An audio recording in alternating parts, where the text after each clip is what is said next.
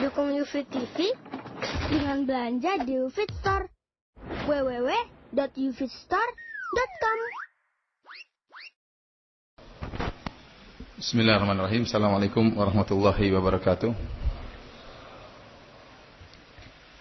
Alhamdulillahi ala ihsani wa syukru lahu ala taufiqihi wa amtinanihi wa asyhadu an la ilaha illallah wahdahu la syarika lahu ta'ziman li sya'nih wa asyhadu anna Muhammadan abduhu wa rasuluhu da'ila ridwanih. Allahumma salli alaihi wa ala alihi wa ashabihi wa ikhwani.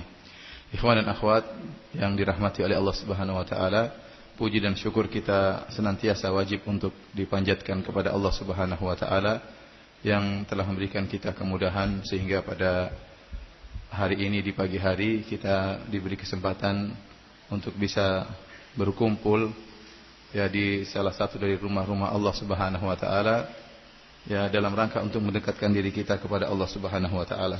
Semoga amalan kita ini dicatat sebagai amal kebajikan di sisi Allah Subhanahu wa taala. Salawat dan salam tercurahkan selalu kepada junjungan kita Nabi Muhammad sallallahu alaihi wasallam dan juga kepada keluarganya serta seluruh sahabat beliau tanpa terkecuali. Pembahasan kita pada pagi hari ini adalah panitia kasih judul apa? Seandainya hidayah bisa apa? Bisa ku beli ya. Namun ternyata tidak bisa dibeli kan? Begitu jawabannya. Jangankan saya yang mau beli, Nabi Muhammad SAW saja tidak bisa beli ya. Apalagi kita ya. Kenapa? Karena hidayah adalah benar-benar hak murni milik Allah Subhanahu wa taala. Memang Allah Subhanahu wa taala memuji Nabi Muhammad SAW. Wa innaka latahdi ila siratil mustaqim. Sungguhnya engkau benar-benar memberi petunjuk kepada jalan yang lurus. Maksudnya engkau pandai, sangat pandai dalam menjelaskan kebenaran. Karena Rasulullah SAW diberi banyak kelebihan.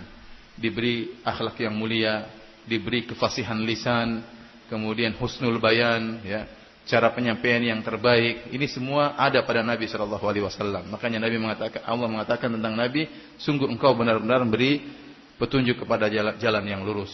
Ya. Akan tetapi, itu dinamakan oleh para ulama dengan hidayatul irsyad, yaitu memberi petunjuk untuk mengarahkan manusia kepada hidayah. Tetapi yang menentukan hati manusia dapat hidayah atau tidak hanyalah Allah Subhanahu wa taala yang dikenal oleh para ulama dengan hidayatul taufik. Hidayatul taufik yaitu dia dapat taufik, dapat pertolongan dari Allah sehingga mendapatkan hidayah. Jadi hidayah ada dua. Yang pertama yang namanya hidayatul irsyad, yaitu seorang berusaha memberi petunjuk, dan ini bisa dilakukan oleh siapa saja, setiap kaum muslimin ya bisa berusaha mengajarkan Islam, mengajarkan kebenaran kepada yang lain. Dan Rasulullah SAW memberi motivasi, kata Rasulullah SAW, la ayyahdiyallahu bika rajulan wahidan khairun laka min humrin na'am. Seandainya Allah memberi hidayah kepada seorang dengan sebab engkau memberi petunjuk, dengan sebab engkau berdakwah, dengan sebab engkau mengantarkan mereka kepada kebenaran, maka itu lebih baik bagi engkau daripada onta merah. Ini dalil bahwasanya setiap orang disuruh berusaha untuk melakukan hidayatul irsyad, memberi petunjuk. Tetapi yang memberi taufik seorang hatinya mendapat hidayah atau tidak, itu hanyalah Allah Subhanahu wa taala. Hanyalah Allah Subhanahu wa taala. Jadi hidayah dua, hidayatul irsyad dan hidayatul taufik. Hidayatul taufik itu hanya hak murni hak Allah Subhanahu wa taala. Dan terlalu banyak dalil akan hal ini ya. Allah Subhanahu wa taala berfirman misalnya, "Dzalika hudallahi yahdi bihi may yasha, wa may yudlilillahu fama lahu min had." Demikianlah itu adalah petunjuk Allah. Allah beri petunjuk dengannya kepada yang Allah kehendaki.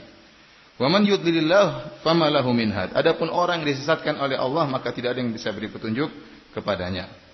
Dalam ayat yang lain kata Allah Subhanahu wa taala, "May yasha'illahu yudlilhu wa may yasha' yaj'alhu 'ala siratim mustaqim." Barang siapa yang Allah kehendaki, Allah akan sesatkan, dan barang siapa yang Allah kehendaki, maka Allah akan jadikan dia di atas jalan yang lurus. Dalam ayat yang lain Allah berfirman, "May yahdihillahu fahuwal muhtadi wa may yudlil faulaika humul khasirun." Barang siapa yang diberi petunjuk oleh Allah Subhanahu wa taala, maka dialah itu yang mendapatkan petunjuk. Dan barang siapa yang disesatkan oleh Allah Subhanahu wa taala, maka mereka adalah orang-orang yang merugi. Jadi benar-benar hidayah dari Allah Subhanahu wa taala. Bahkan seandainya sebab-sebab hidayah sudah terkumpulkan, para petunjuk hidayatul irsyad sudah terkumpulkan, ya, segala sebab sudah terkumpulkan. Namun kalau Allah tidak beri hidayah, maka tidak akan dapat hidayah. Seperti Allah berfirman dalam surat Al-An'am, kata Allah Subhanahu wa taala, "Walau annana nazzalna ilaihimul malaikata wa kallamahumul mauta wa hasyarna alaihim kulla syai'in qubulan ma kanu liyu'minu illa ayyasha Allah walakinna aktsarahum yajhalun." Kata Allah Subhanahu wa taala, kalau sekiranya kami turunkan malaikat kepada mereka dan orang-orang yang telah mati berbicara dengan mereka. Jadi Allah turunkan sebab hidayah, malaikat turun bertemu dengan mereka. Yang sudah mati nenek moyang mereka hidup lagi untuk ngomong mereka, ayo beriman, ayo beriman. Malaikat turun suruh beriman, apalagi kurang sebab hidayah. Wa hasyarna alaihim kulla syai'in qubula. Dan kami kumpulkan pula segala sesuatu ke hadapan mereka, apa yang mereka hendaki, harta yang mereka kehendaki, segala sesuatu dikumpulkan. Kata Allah Subhanahu wa taala, "Ma kanu liyu'minu illa ayyasha Allah." Mereka tidak bakalan beriman kecuali dengan kehendak Allah Subhanahu wa taala. Walakinna aktsarahum yajhalun. Akan tapi kebanyakan mereka jahil. Jadi meskipun sebab hidayah luar biasa, hidayatul irsyad luar biasa, namun kalau Allah tidak berikan hidayah taufik, maka seorang tidak bisa mendapat hidayah. Dan ini contohnya banyak, ya. Sering saya sampaikan. Contoh seperti, ya, orang-orang munafik. Orang-orang munafik di zaman Nabi SAW apalagi kurang sebab hidayah. Luar biasa, mereka tinggal bersama kaum muslimin. Mereka setiap hari berguru kepada Nabi Muhammad SAW.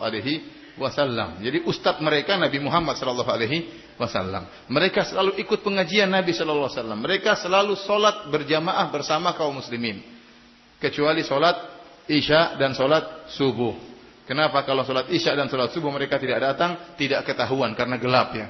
Tapi kalau solat duhur, solat asar, solat maghrib, mereka datang berjamaah, solat bersama Nabi SAW.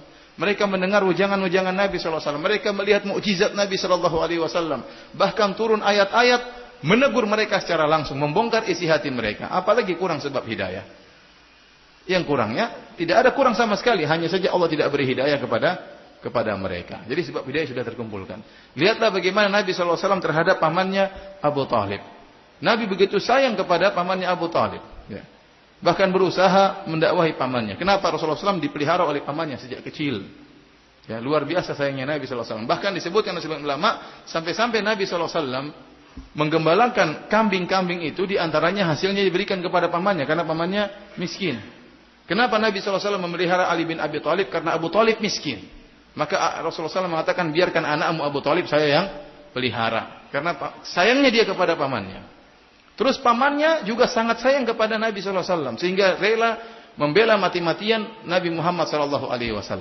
Dan Rasulullah SAW terus mendakwahinya. Kita tahu bagaimana kalau kita sayang kepada seorang. Seakan-akan Abu Talib pengganti bapaknya. Gimana kalau kita sayang sama bapak kita? Ini Abu Talib pengganti bapaknya Rasulullah SAW. Rasulullah SAW sangat sayang kepada Abu Talib. Bahkan tatkala di akhir hayatnya Rasulullah SAW datang. Qul ya ammik la ilaha illallah kalimatan uhaju laka biha indallah. Wahai pamanku, ucapkan la ilaha illallah, kalimat yang aku akan bela engkau di akhirat kelak. Tapi ada Abu Jahal waktu itu. Abu Jahal mengatakan, apa kau benci dengan agama bapakmu? Akhirnya Abu Talib aba an yaqula la ilaha illallah, tidak mau mengucapkan la ilaha illallah. Meninggal dalam kondisi musyrik. Saking sayangnya Nabi sampai berkata, la astaghfiranna laka ma lam unha anka. Sungguh saya benar-benar akan mohon ampunan buat engkau wahai pamanku selama aku tidak dilarang. Tapi Allah tegur. Kata Allah, innaka la tahdi man ahbabta. Kau tidak bisa beri petunjuk kepada orang yang kau cintai. Padahal Nabi sangat cinta kepada Abu Talib yang manzilahnya, kedudukannya seperti ayahnya sendiri. Kata Nabi, kata Allah, kau tidak akan bisa beri petunjuk kepada orang yang kau cintai. Nabi tidak bisa. Ya. Kemudian juga Allah Subhanahu wa taala melarang Nabi memohon ampunan bagi Abu Talib.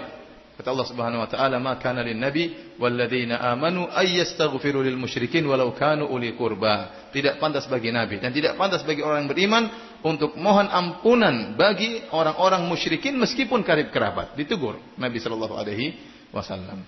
Tidak bisa beri petunjuk kepada pamannya sendiri. Contoh Nabi Ibrahim alaihissalam. Nabi Ibrahim alaihissalam sebelum Rasulullah sallallahu alaihi wasallam sangat sayang kepada ayahnya. Bagaimana Allah sebutkan dalam Al-Quran, dia menyuruh bapaknya, mendakwahi bapaknya. Ya abati lima ta'budu ma la yasma'u wa la yubsiru wa la yughni anka syai'a. Wa ayahanda. Dia menggunakan kalimat yang sangat halus, wahai ayahanda, kenapa engkau menyembah patung yang tidak bisa melihat, tidak bisa mendengar, tidak bisa memberi manfaat sama sekali? Ya, sampai ayahnya mengatakan, Aragibun anta an alihati ya Ibrahim, fa illam tantahi la arjumannak. Wahai Ibrahim, kau benci dengan Tuhan-Tuhan saya? Ya. Kalau kau tidak berhenti mendakwahiku, dakwah terus, ceramah terus. Kalau kau tidak berhenti ceramah, saya akan lempar engkau. Ya. Akan saya rajam engkau. Luar biasa. Bapaknya mengusir apa? Wahjurni maliyah. Tinggalkan aku. Diusir oleh ayahnya sendiri. Tentunya Nabi Ibrahim alaihissalam sangat sedih. Sampai disebutkan dalam hadis, ya, bagaimana Nabi Ibrahim alaihissalam begitu sayang ayahnya, Allah pertemukan mereka di akhirat kelak. Bapaknya meninggal dalam kondisi kafir atau tidak? Dalam kondisi musyrik. Ya. Anaknya Nabi, bapaknya tukang bikin Tuhan. Ya. Anaknya siapa? Nabi Ibrahim, bapaknya punya pabrik apa? Pabrik Tuhan. Ketemu di akhirat. Allah sebutkan dalam Rasulullah SAW sebutkan dalam Sahih Al-Bukhari. Kata Rasulullah SAW, Yalqa Ibrahimu abahu Azar. Tatkala di hari kiamat kelak, Ibrahim bertemu dengan ayahnya Azar. Yaumal qiyamah, pada hari kiamat. Wa ala wajhi Azar qatratun ghabarah. Pada ayahnya, wajah ayahnya ada kehinaan, ya, menunjukkan apa? Hitam dan menyedihkan, yang menunjukkan dia orang kafir. Fayaqul lahu Ibrahim. Ibrahim berkata kepadanya, "Alam aqul laka la ta'sini?" Bukankah aku telah berkata kepada engkau, jangan kau bermaksiat kepadaku, jangan kau membangkang kepadaku? Fayaqulu abuhu, maka ayahnya Azar berkata, "Fal yauma la a'sik." Hari ini aku tidak akan membantah engkau lagi, wahai putraku. Fayaqulu Ibrahim berkata, "Ya Rabbi, innaka wa'adtani an la tukhziyani yauma yub'atsun." Ya Rabbku, bukankah kau telah berjanji kepadaku kau tidak akan menghinakan aku pada hari kiamat kelak? Dalam doa Nabi Ibrahim yang Allah abadikan dalam Al-Qur'an, Nabi Ibrahim berdoa, "Wala tukhzini yauma yub'atsun, yauma la yanfa'u malun wala banun." Jangan kau hinakan aku ya Allah pada hari di mana manusia dibangkitkan. Dan Allah mengabulkan doa Nabi Ibrahim. Makanya Nabi Ibrahim mengatakan, ya Allah, bukankah kau telah berjanji tidak akan menghinakan aku di hari kiamat kelak? Fa ayyu khizyin akhza min abil ab'ad. Ya. Bagaimana dan kehinaan apa yang lebih tinggi lagi daripada seperti ini? Ayahku di neraka jahanam. Ini kehinaan apa yang lebih besar daripada ini? Jadi dia berusaha masih membela ayahnya. Maka Allah Subhanahu wa taala berkata, "Inni haramtul jannata 'alal kafirin." Aku telah haramkan surga bagi orang-orang kafir. Kemudian Allah berkata, "Ya Ibrahim, ma tahta rijlaik?" Fayanzur, lihatlah yang ada di bawah kedua kakimu. Nabi Ibrahim pun lihat, fa idza huwa bidhikhin mutalattikhin fayu'khadhu biqawamihi fayulqa fin nar. Tiba-tiba ayahnya Azar tadi berubah bentuknya seperti hewan dzikh, itu seperti dhaba, semacam serigala kecil, semacam anjing bentuknya, dalam kondisi kotor, kemudian kakinya dilemparkan ke dalam neraka jahanam. Maksud saya, ini hadis riwayat Bukhari. Maksud saya Nabi Ibrahim begitu sayang kepada ayahnya. Namun dia tidak bisa beri hidayah kepada ayahnya. Lihat juga Nabi Nuh alaihissalam. Nabi Nuh alaihissalam begitu sayang kepada istri dan anaknya. Falabitha fihim alfa sanatin ila khamsina ama. Dan dia berdakwah pada kaumnya 1000 tahun kurang 50, itu 950 tahun. Dan dia berdakwah terus menerus. Kata Nabi Nuh, "Inni da'autu qaumi laila wa nahara." Ya Allah, aku dakwahi kaumku siang dan malam. Bukan dakwah cuma hari Minggu pagi saja, tidak ya. Tapi siang dan malam, siang berdakwah, malam berdakwah. Itu kaumnya dia dakwahi. Bagaimana lagi dengan orang yang dia cintai, istri dan anaknya. Yang dia tidur bersama istrinya, yang dia bekerja demi anaknya, tentu dia sangat sayang. Tetapi apakah Nabi Nuh bisa memberi hidayah kepada istri dan anaknya? Jawabannya tidak bisa. Sampai-sampai tatkala sudah turun hujan, kemudian sudah keluar air dari tanah, kemudian Nabi Nuh naik di atas perahunya, anaknya sedang berenang menyelamatkan diri dari banjir yang begitu besar. Maka Nabi Nuh berkata, "Ya bunayyarkam ma'ana wa la takum ma'al kafirin." Wahai putraku, ayo naik atas perahu bersamaku, jangan kau bersama orang kafir. Anaknya masih ngeyel. Qala sa'awi ila jabalin ya'simuni minal ma'. Saya akan pergi menuju gunung, ya, yang bisa menyelamatkan aku dari banjir ini, ya. Akhirnya anaknya pun tenggelam. Maka Nabi Nuh berdoa kepada Allah Subhanahu wa taala, "Inna bni min ahli wa inna wa'dakal haq." Ya Allah, anakku ya Allah, dia termasuk dari keluargaku. Selamatkan dia, ampunilah dia. Nabi Ibrahim berdoa karena sayang kepada anaknya, tidak berhasil memberi hidayah kepada anak yang sangat dia cintai. Sampai setelah anaknya sudah meninggal dalam kondisi kafir, dia masih berusaha, siapa tahu Allah mau memberikan ampunan kepada anaknya. Namun Allah tegur. Innahu laisa min ahlika, innahu amalun ghairu salih, fala tas'alni ma laisa laka bi ilm. Inni a'idzuka an takuna minal jahilin. Kata Allah, wahai Nuh, itu anakmu bukanlah keluargamu. Dia telah melakukan perbuatan yang tidak saleh, perbuatan kekufuran. Maka jangan kau minta kepadaku sesuatu yang kau tidak punya ilmu tentangnya. Aku menasihati engkau supaya engkau tidak termasuk dari orang-orang jahil. Ya, Allah tegur. Maksud saya ingin menjelaskan bagaimana begitu sayangnya Nabi Nuh kepada anaknya dan sudah berdakwah 950 tahun, itu pun tidak berhasil anaknya dapat hidayah. Jadi murni hidayah itu milik Allah Subhanahu wa taala. Makanya kalau kita bilang tadi, ya, kalau seandainya hidayah kita bisa beli, kalau kita bisa beli, kita akan beli. Kita belikan, kita bagikan kepada orang-orang yang sangat kita sayangi. Ya. Tetapi kenyataannya tidak bisa dibeli. Uang para nabi tidak bisa beli hidayah buat orang-orang yang mereka yang sangat sayangi. Nabi Muhammad sangat sayang kepada Abu Talib, bahkan seperti bapaknya sendiri tidak bisa dapat hidayah. Nabi Ibrahim sangat sayang kepada bapaknya, sampai di hari kiamat dia berusaha membela bapaknya. Sudah selesai cerita, selesai dakwah, hari kiamat masih berusaha membela bapaknya. Itu pun bapaknya tidak bisa dapat hidayah. Nabi Nuh alaihissalam sangat sayang kepada istri dan anaknya, pun tidak bisa memberi hidayah kepada istri dan anaknya, padahal sudah berdakwah 950 tahun. Ini dalil bahwasanya hidayah murni adalah hak Allah Subhanahu wa taala. Para nabi tidak bisa beri hidayah kepada orang-orang yang mereka cintai. Ini harus kita yakini. Para nabi hanya memiliki hidayatul irsyad, kemampuan untuk menunjukkan kepada kebenaran. Tetapi yang beri taufik kepada seorang untuk menjalani kebenaran tersebut hanyalah Allah Subhanahu wa taala. Ikhwani fillah wa akhwati fiddin azani Allah wa iyyakum. Dari situ kita harus banyak-banyak bersyukur kepada Allah Subhanahu wa taala. Banyak di antara kita tahu-tahu lahir sudah muslim. Ini nikmat luar biasa ya. Tahu-tahu lahir sudah dapat apa? Hidayah. Tahu-tahu sudah bersyahadah asyhadu an la ilaha illallah wa asyhadu anna muhammadar rasul. Bapak ibu kita muslim. Alhamdulillah. Ya. Nabi Ibrahim saja tidak bisa beri hidayah kepada bapaknya, Nabi Muhammad tidak bisa kepada pamannya. Antum lahir tahu-tahu sudah dapat apa? Hidayah. Nikmat atau tidak? Nikmat ya. Makanya tinggal bagaimana kita bersyukur kepada Allah Subhanahu wa taala. Hadirin hadirat yang dirahmati oleh Allah Subhanahu wa taala. Makanya ya Rasulullah sallallahu alaihi wasallam berdoa karena Rasulullah SAW tahu bahwasanya hidayah di tangan Allah Subhanahu wa taala. Waktu Rasulullah SAW di awal berdakwah di kota Mekah, Nabi SAW mendapati dua orang yang sangat kuat, yaitu Abu Jahal, Amr bin Hisham Al-Makhzumi, dan Umar bin Khattab radhiyallahu anhu. Dua-dua ini kuat. Dan Rasulullah SAW ingin salah satu dari keduanya bisa masuk Islam. Padahal kalau secara zahir tidak mungkin mereka masuk Islam. Tidak mungkin mereka masuk Islam. Makanya ada seorang sahabat tatkala dia hendak berhijrah bersama istrinya, kebetulan sahabat itu sedang pergi, tahu-tahu Umar datang bertanya kepada istrinya, "Hendak kemana kalian?" Maka istrinya berkata, "Kami akan berhijrah meninggalkan kota Mekah. Kalian telah membuat kesulitan bagi kami, kalian telah menindas kami, kalian telah begini. Kita mau cari jalan keluar, maka kami ingin berhijrah." Tahu-tahu Umar berkata, "Ya, semoga Allah memberi keselamatan kepada kalian." Oh, dia heran ini. Kok Umar yang jahat, yang kasar, yang kafir kok doain kebaikan bagi kami? Akhirnya Umar pun pergi, datang suaminya. Suaminya bertanya, "Ada apa?" "Tadi saya lihat Umar. Kalau kau lihat Umar bagaimana lembutnya hatinya." Kata suaminya, "Kau ingin Umar masuk Islam?" "Iya." "Tidak mungkin.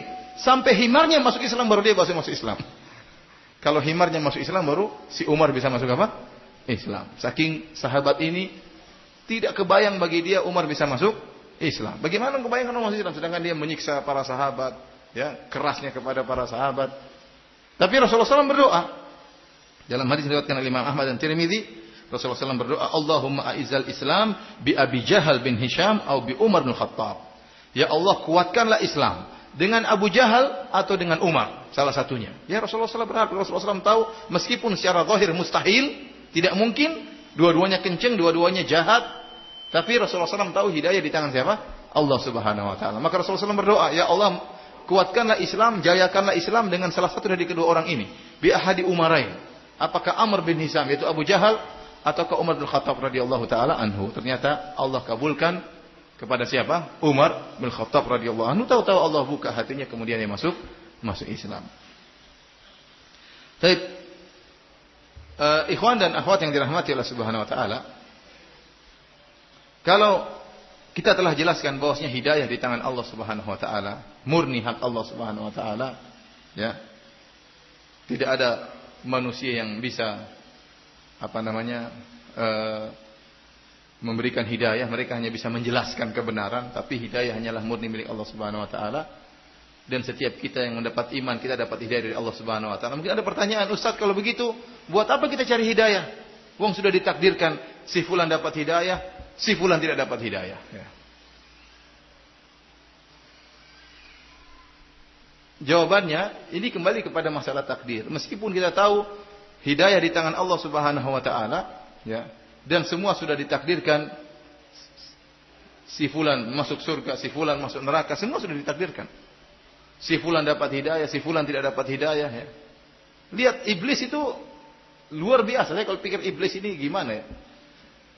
Dia ketemu langsung dengan Allah Subhanahu wa taala. Dia tahu Allah Maha Pencipta dan dia tahu Allah menciptakan dia. Tapi tidak mau tunduk kepada siapa? Allah Subhanahu wa taala. Hidayah di tangan Allah Subhanahu wa taala. Apa kurangnya hidayah sebab untuk iblis? Iblis dia tahu Allah, dia tahu kekuasaan Allah, dia tahu Allah ciptakan Nabi Adam, dia tahu Allah ciptakan dia tahu Allah ciptakan dari api, dia bicara berdialog dengan Allah Subhanahu wa taala, itu pun tidak dapat apa? Hidayah. Nah, kalau yang bertanya, Ustaz, bagaimana apa perlu kita cari hidayah sementara sudah ditentukan si fulan dapat hidayah, si fulan tidak dapat hidayah? Jawabannya tetap perlu. Kenapa? Karena hidayah sama dengan masalah takdir, perkara yang tidak diketahui, tidak seorang pun mengetahui. Dicatat oleh Allah di Lauhul Mahfuz dan tidak ada yang mengetahui. Setiap kita tidak tahu bagaimana kita dapat hidayah atau tidak. Kita enggak tahu. Tapi kita bersyukur kepada Allah, sekarang kita dapat hidayah. Kita Islam, kita ikut pengajian dan kita berusaha dan kita husnudzon kepada Allah Subhanahu wa taala. Kalau seorang berusaha mendekatkan diri kepada Allah, maka Allah akan jalankan, mudahkan dia menuju surga. Kata para sahabat waktu bertanya kepada Nabi SAW, "Falimal amal?" Ya Rasulullah, kalau semua sudah ditakdirkan, ada yang masuk neraka, masuk surga, buat apa kita beramal? Rasulullah SAW mengatakan, "I'malu fakullun muyassarun lima khuliqa lahu." Beramallah kalian, masing-masing akan diarahkan, dimudahkan menuju takdirnya. Ya, kalau kita tahu bahwasanya Allah akan memudahkan seorang yang berbuat baik menuju surga, maka berbuat baiklah. Jangan berbuat maksiat. Dan kita husnudzon kalau kita berusaha, Allah Maha Adil, Allah Maha Baik. Kalau Allah tahu kita berusaha, Allah akan mudahkan jalan kita. Kalau kita bersalah, kita bertobat kepada Allah Subhanahu wa taala. Jadi tetap berusaha. Tetap berusaha. Jangan sampai seorang mengatakan, "Ya, buat apa saya masuk Islam? Allah mentakdirkan saya tidak dapat hidayah." Loh, ente tahu dari mana bahwasanya Allah mentakdirkan ente masuk neraka jahanam? Anda tahu dari mana kalau Allah mentakdirkan Anda tidak masuk Islam? Ya. Dia tidak tahu. Sehingga sebagian orang tatkala melakukan kemaksiatan, mereka berdalil dengan takdir. Ya sudah ditakdirkan. Ya. Tapi waktu mereka melakukan kebaikan, mereka ini karena saya berusaha. Kenapa saya berusaha? Waktu melakukan maksiat, ya ini sudah ditakdirkan. Kira-kira gimana? Ya. Jadi saya ulangi, sebenarnya perkaranya mudah. Hidayah sama dengan takdir, dan takdir itu mencakup banyak perkara. Masalah hidayah, masalah rezeki, masalah ajal, itu kan semua sudah ditakdirkan. Sekarang saya tanya sama antum, kalau ada orang dia berdalil kalau kita berusaha beramal sudah ditakdirkan neraka jahanam, buat apa? Kita bilang sekarang ente kan sudah ditakdirkan bakalan punya rezeki. Segimana rezekinya Allah sudah takdirkan. Cuma Anda tidak tahu berapa rezeki yang akan Allah berikan kepada Anda. Sekarang Anda yakin hal tersebut, yakin rezeki sudah ditakdirkan. Baik. Terus kenapa Anda bekerja? Ya, saya mau cari rezeki. Ya sudah, ente di rumah saja, nggak usah bekerja. Kalau rezeki itu datang, nggak usah bekerja pun akan datang. Ya. Orang yang berakal sehat, dia akan berusaha. Loh, kalau saya di rumah terus gimana? Gimana mau dapat rezeki? Harus berusaha. Lah sama, masalah hidayah pun demikian. Kita nggak tahu dapat hidayah atau tidak, tapi kita yakin hidayah sudah ditakdirkan oleh Allah. Nah, ente kalau mau dapat hidayah berusaha cari. Sebagaimana Anda berusaha mencari apa? Mencari rezeki. Ya. Kalau saya ditakdirkan punya anak, saya punya anak meskipun tidak menikah. Batok mau begitu. Gimana ente mau menikah punya anak? Emang ente Orang nikah saja belum tentu punya anak, terus ente di rumah saja tahu punya anak dari mana? Ente yakin sudah ditakdirkan punya anak berapa, atau tidak punya anak, atau punya anak laki-laki berapa, perempuan berapa? Iya sudah ditakdirkan oleh mahfuz. Terus gimana? Ya berusaha. Harus gimana? Ya kawin. Ya berusaha untuk mengetahui takdir tersebut. Ente jalani sebab. Tapi kalau ente bilang kalau Allah berkehendak saya punya anak meskipun tidak nikah, ya ini orang gila yang ngomong demikian. Ya, benar. Makanya meskipun kita tidak tahu, meskipun sudah ditakdirkan kita surga atau neraka, tapi kita berusaha. Ente mau cari surga, berusaha beramal soleh. Ente mau cari makan, kerja, begitu. Sekarang ajal sudah ditentukan atau tidak? Sudah ditentukan. Nah kalau ente sakit, ente ke dokter atau tidak?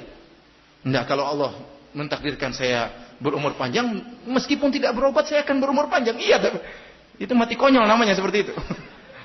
Ente berusaha. Sama. Jadi maksud saya, masalah hidayah, masalah surga neraka, masalah rizki, masalah ajal, ini semua dalam koridor takdir. Ya seorang berusaha dia akan mendapatkan apa? Hasilnya. Tidak berusaha juga mendapatkan hasilnya tidak dapat ya. Tapi saya sering sampaikan kisah ini, namanya apa namanya? Hanya ilustrasi tentang seorang yang dia ingin buktikan bahwasanya meskipun dia tidak berusaha maka rezeki akan sampai kepada dia. Dia tidak mau berusaha. Pokoknya saya mau di rumah saja. Ya. Maka suatu hari ada pembagian makanan dibagi oleh misalnya kepala kampung. Ini ada pembagian jatah makanan kepada kepala-kepala keluarga. Maka hendaknya kalian berkumpul pada hari ini akan ngantri baris dikasih makanan. Kata dia, saya tidak mau ikut kumpul. Kalau saya ikut kumpul berarti saya berusaha. Saya yakin itu rezeki akan sampai kepada saya meskipun saya tidak ngumpul. Akhirnya dia di rumah saja tidak mau kumpul. Benar dipanggil si fulan. Loh, kok satu orang ini nggak ada di mana dia? Si fulan dipanggil namanya. Oh, kalau saya jawab berarti saya berusaha. Saya tidak mau berusaha. Masih di rumah saja. Akhirnya betul, ya, kepala kampungnya bilang, "Oh, coba cek di rumahnya itu bawa." Kan datang sendiri rezekinya.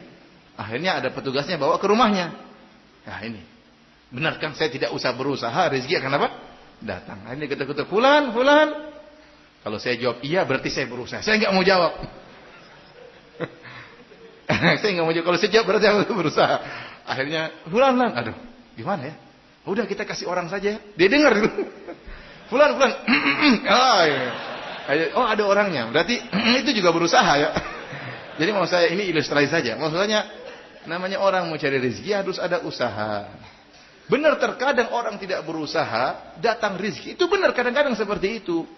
Tapi itu kan di luar daripada sunnatullah. Itu karunia Allah berikan tiba-tiba. Ya. Tapi orang berusaha untuk berusaha meskipun sedikit. Makanya kata Nabi SAW, "Lau annakum tatawakkaluna haqqa tawakkulih." Ya. Kalau kalian benar-benar bertawakal dengan tawakal yang sungguhnya, maka Allah akan berikan kalian rezeki kama yarzuqut tayr, sebagaimana Allah berikan rezeki kepada burung.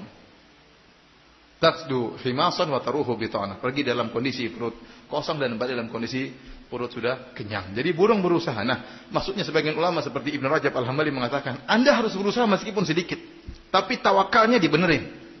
Dengan tawakal yang dibenerin, tawakal yang hebat, usaha sedikit, maka rezeki lebih banyak daripada usaha yang Anda usahakan. Artinya rezeki tersebut tidak berbanding dengan usaha Anda. Usaha Anda sedikit tahu-tahu, tapi tawakal Anda mantap ya.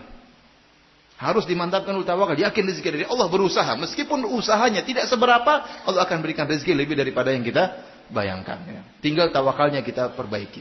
Jadi demikianlah perkara hidayah. Ya. Semuanya harus dicari. Sebagaimana rezeki dicari, sebagaimana kesehatan dicari. Meskipun kita yakin ajal kita sudah ditentukan. Ya, maka hidayah pun harus dicari. Tidak ada bedanya antara hidayah dengan surga dan neraka, dengan rezeki, dengan ajal, dengan kesehatan. Ini satu bab, masalah takdir. Orang yang ingin mendapatkan harus berusaha. Ikhwan dan akhwat yang dirahmati oleh Allah Subhanahu wa taala, ya. Dan kita yakin bahwasanya tatkala Allah Subhanahu wa taala mentakdirkan si fulan berhak, Allah itu Maha Adil dan Allah hikmah. Ya, tatkala Allah mentakdirkan si fulan berhak mendapat hidayah, si fulan tidak berhak mendapat hidayah, Allah Maha tahu dengan isi hati mereka dan Allah Maha hikmah dalam mentakdirkan hal tersebut. Kita tidak boleh suudzon kepada Allah Subhanahu wa taala. Kita yakin tidak ada perbuatan Allah kecuali dibangun di atas hikmah. Di antara nama-nama Allah adalah Al-Hakim, yaitu Maha bijak, Maha hikmah. Tidak ada perbuatan Allah yang sia-sia, yang tidak ada perhitungan, tidak ada pertimbangan. Tidak, semua perbuatan Allah itu pasti ada hikmahnya. Allah sudah tahu tentang hikmahnya penentuan Allah, si fulan berhak dapat hidayah, si fulan tidak berhak mendapatkan hidayah. Taib. Selanjutnya yang ingin kita sampaikan, kenyataan yang ada, Allah Maha Adil, sehingga barang siapa yang berusaha mencari hidayah, dia pasti dapat. Ini kenyataan seperti itu. Enggak ada orang berusaha cari hidayah, saya belum dapat cerita, ada orang berusaha cari hidayah kemudian sesat. Kalau dia benar-benar cari hidayah dengan tulus, dia bersihkan hatinya dari kesombongan, dari intrik-intrik duniawi, dari kepentingan-kepentingan duniawi, dia bersihkan semuanya, itu benar-benar cari hidayah, insya Allah dia dapat. Dan ini banyak seperti ini. Kisah-kisah, kenyataan sekarang banyak. Saya sering ketemu orang berusaha cari hidayah, dapat ya. Dan saya pun pernah, artinya saya berhusnudzon, saya pernah berusaha melakukan demikian ya. Lihat bagaimana Salman Al-Farisi yang berusaha mencari hidayah. Kalau kita baca sejarah Salman Al-Farisi radhiyallahu anhu, sejarahnya panjang. Berpindah dari satu pendeta ke pendeta berikutnya, dari satu alim ke alim berikutnya, sampai akhirnya menjadi budak, kemudian diperjualbelikan, sampai akhirnya bertemu dengan Rasulullah SAW. Dia berusaha mencari hidayah dengan perjalanan panjang, bertahun-tahun, akhirnya menemukan. Kenapa? Dia berusaha, tidak putus di tengah jalan. Jadi maksud saya, kalau orang cari hidayah, dia pasti mendapat. Allah Maha Adil. Seandainya dia berusaha mencari hidayah, ternyata tidak dapat hidayah, dia pasti dapat uzur. Dia akan bisa berhujah di hadapan Allah. Ya Allah, saya sudah cari kok, Anda tidak memberikan kepadaku, Engkau tidak memberikan hidayah kepadaku. Ya. Tapi kenyataannya kalau orang cari hidayah, dia pasti dapat. Kita sering dapati betapa banyak orang masuk Islam gara-gara mereka cari hidayah. Mereka berusaha mencari kebenaran, membaca kitab-kitab suci agama lain, kemudian baca Al-Quran, tapi dengan syarat hatinya bersih, membersihkan dari kepentingan-kepentingan duniawi. Benar-benar murni, kata istilah para ulama, atajarrud lil haq, yaitu benar-benar memurnikan niat untuk mencari kebenaran, maka orang itu pasti akan mendapatkan kebenarannya. Pasti orang mendapatkan apa? Kebenarannya. Saya pun kalau bercerita tentang diri saya, ya, artinya waktu saya datang dari Sorong menuju Yogyakarta, ya, saya asing dengan dunia pengajian. Di Sorong dulu saya pernah mengaji sama ada ormas ini, kelompok ini, ya. Terus sampai di Jogja, bingung, semakin bingung. Ternyata di Jogja semakin banyak daripada di Sorong, ya. Semakin banyak macam-macamnya. Sampai saya berdoa terus kepada Allah Subhanahu Wa Taala. Dan saya pergi ke pengajian mana-mana saja saya pergi. Pergi ini saya datang, pengajian itu saya datang. Pengajian sampai Islam Jamaah pun saya datang. Ketemu dengan ustadznya saya ketemu. Saya cuek aja pokoknya. Saya berusaha dialog sama ustadznya, padahal saya nggak punya ilmu. Tapi saya tidak peduli. Pokoknya saya berusaha mendatangi yang dibilang sesat, nggak sesat. Saya berusaha. Saya ingin buktikan kepada Allah saya telah berusaha. Saya buktikan kepada Allah saya telah berusaha. Qadarullah, alhamdulillah ya. Saya berdoa, kemudian saya sholat malam minta kepada Allah Subhanahu Wa Taala. Tahu-tahu Allah mengiring saya kepada apa? Sunnah Nabi SAW. Tahu-tahu saya ketemu dengan dai yang menyuruh kepada sunnah. Meskipun waktu itu saya sempat ketemu orang-orang yang tidak suka dengan sunnah dan benar-benar menjelek-jelekan itu dai-dai seperti itu. Benar-benar saya terpengaruh awalnya. Tapi doa tidak saya berhentikan. Saya terus berdoa kepada Allah. Kalau memang saya terakhirnya di sini, ya Allah, saya punya hujah. Saya sudah berdoa dan saya sudah berusaha. Kau tidak bisa menyalahkan saya. Maka saya berusaha dan berusaha. Alhamdulillah, tahu-tahu saya digiring kepada dai-dai yang menyuruh kepada sunnah Nabi SAW. Padahal begitu banyak cercaan yang saya dengar dan saya sudah hampir condong untuk menjauhi mereka. Ya. Saya masih ingat waktu di Jogja, ya, ada pengajian Ustadz Sunnah. Saya datang dan saya debat itu Ustadz. Saya tidak ingin sebutkan namanya, ya. Tapi Ustadz itu terkenal. Ya. Saya debat itu Ustadz tidak bisa jawab waktu itu. Saya masih ingat. Tuh, kadang mati kok tidak bisa jawab. Saya masih ingat itu. Karena saya baca buku-buku banyak, buku-buku saya beli buku agama, saya baca dan saya debat, maka saya semakin yakin ini salah. Tapi saya tidak berhenti, terus berdoa agar Allah tunjukkan. Qadarullah, tahu-tahu Allah mengatur tiba-tiba. Padahal saya sudah benci, sudah antipati, tahu-tahu hidayah datang dengan sendirinya. Jadi mau saya para hadirin, ingat kalau orang berusaha mencari hidayah, pasti Allah berikan. Tetapi hidayah tersebut harus dicari dengan kesungguhan, ya. Dan terlalu banyak kita ketemu dengan teman-teman yang mu'allaf yang masuk Islam, kalau kita tanya gimana ceritanya, dia akan cerita bagaimana dia mencari hidayah. Saya begini ceritanya, saya begini, ketemu, saya belajar, saya berdiskusi, berusaha mencari hidayah, Allah beri petunjuk. Allah beri petunjuk.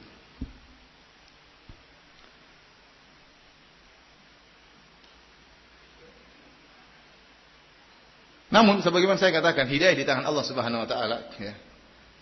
Terkadang orang yang tadi tidak cari hidayah pun Allah kasih hidayah. Terkadang orang yang tidak cari hidayah pun Allah kasih apa? Hidayah. Karena Allah mungkin doa orang tuanya, mungkin doa kakeknya, kita nggak tahu. Tapi pasti ada sebab. Cuma kalau kita tinjau dari dirinya, terkadang tidak ada sebab ya. Seperti kisah yang kita dengar sebagian ikhwan ya. Ada orang sangat benci kepada pengajian rojak ya. Sampai dia melarang mengumpulkan tanda tangan supaya tidak ada pengajian ustaz-ustaz rojak. Dan dia sangat benci ya. Dan ada pengumuman dia robek-robek. Sampai satu hari, alhamdulillah sekarang ini jadi donatur ya. Jadi donatur, sering bantu pengajian ya. Saya kadang ngisi di tempat dia ya. Kadang undang, waktu saya pernah ngisi 1.500 orang pengajian, semua dia yang tanggung buka puasanya, makan besar ya. Jadi rupanya dia itu ya, satu hari merobek-robek pengumuman, tapi ada satu yang belum kerobek. Tulisan 756 AM. Waktu dia mau jalan, dia pingin coba-coba. Ini apa sih? Coba dapat hidayah. Padahal sudah berusaha melarang-larang. Tapi tatkala dia pingin tahu, itu mungkin sebabnya dia dapat hidayah. Nah, kita tergetik, kenapa saya mencela? Coba saya pingin tahu, dengar. Tahu dapat hidayah. Ya. Saya cerita juga bagaimana ada seorang, ya, saya ketemu dia ikut pengajian, sampai ke Jogja dia ikuti, sampai ke Gunung Kidul dia datang. Dia kenalkan, Ustaz saya fulan. Oh ya, saya ingin cerita Ustaz. Cerita apa? Ustaz, gimana tahu saya bisa ngaji sama Ustaz? Gimana ceritanya? Waktu itu saya buka internet, saya lihat Ustaz dicaci maki, dijuluki Fir'aun. Saya penasaran, ini Fir'aun kayak apa ini? Kok bisa dijuluki Fir'aun? Saya penasaran, maka saya putar-putar. Oh, Fir'aun kayak gini. Akhirnya saya datang. Jadi terkadang tadi dia urusan bukan mencari hidayah, tapi pingin tahu aja. Tahu-tahu Allah kasih hidayah. Akhirnya mengenal sunnah. Ya. Akhirnya mengenal sunnah.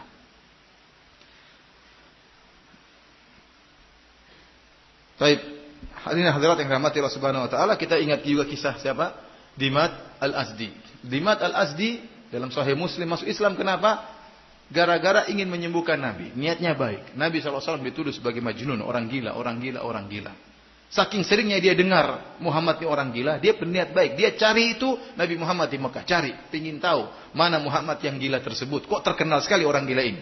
Saya ingin menyembuhkan dia. Akhirnya ketemu dengan Rasulullah. Dia mengatakan, Muhammad, saya dengar Anda gila ya.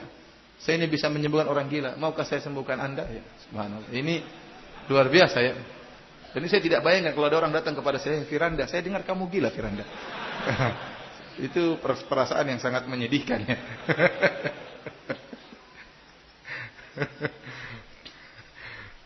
Ada kasus ya, ini sangat tapi lucu tapi sangat luar biasa. Jadi ada ustadz ya, ceramah di masjid.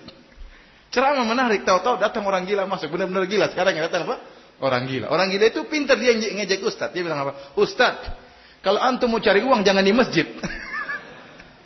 Kurang ajar katanya.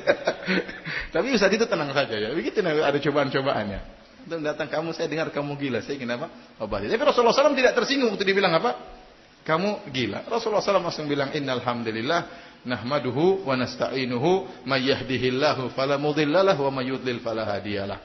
Segala puji milik Allah, kami memuji Engkau dan kami mohon pertolongan kepada Engkau.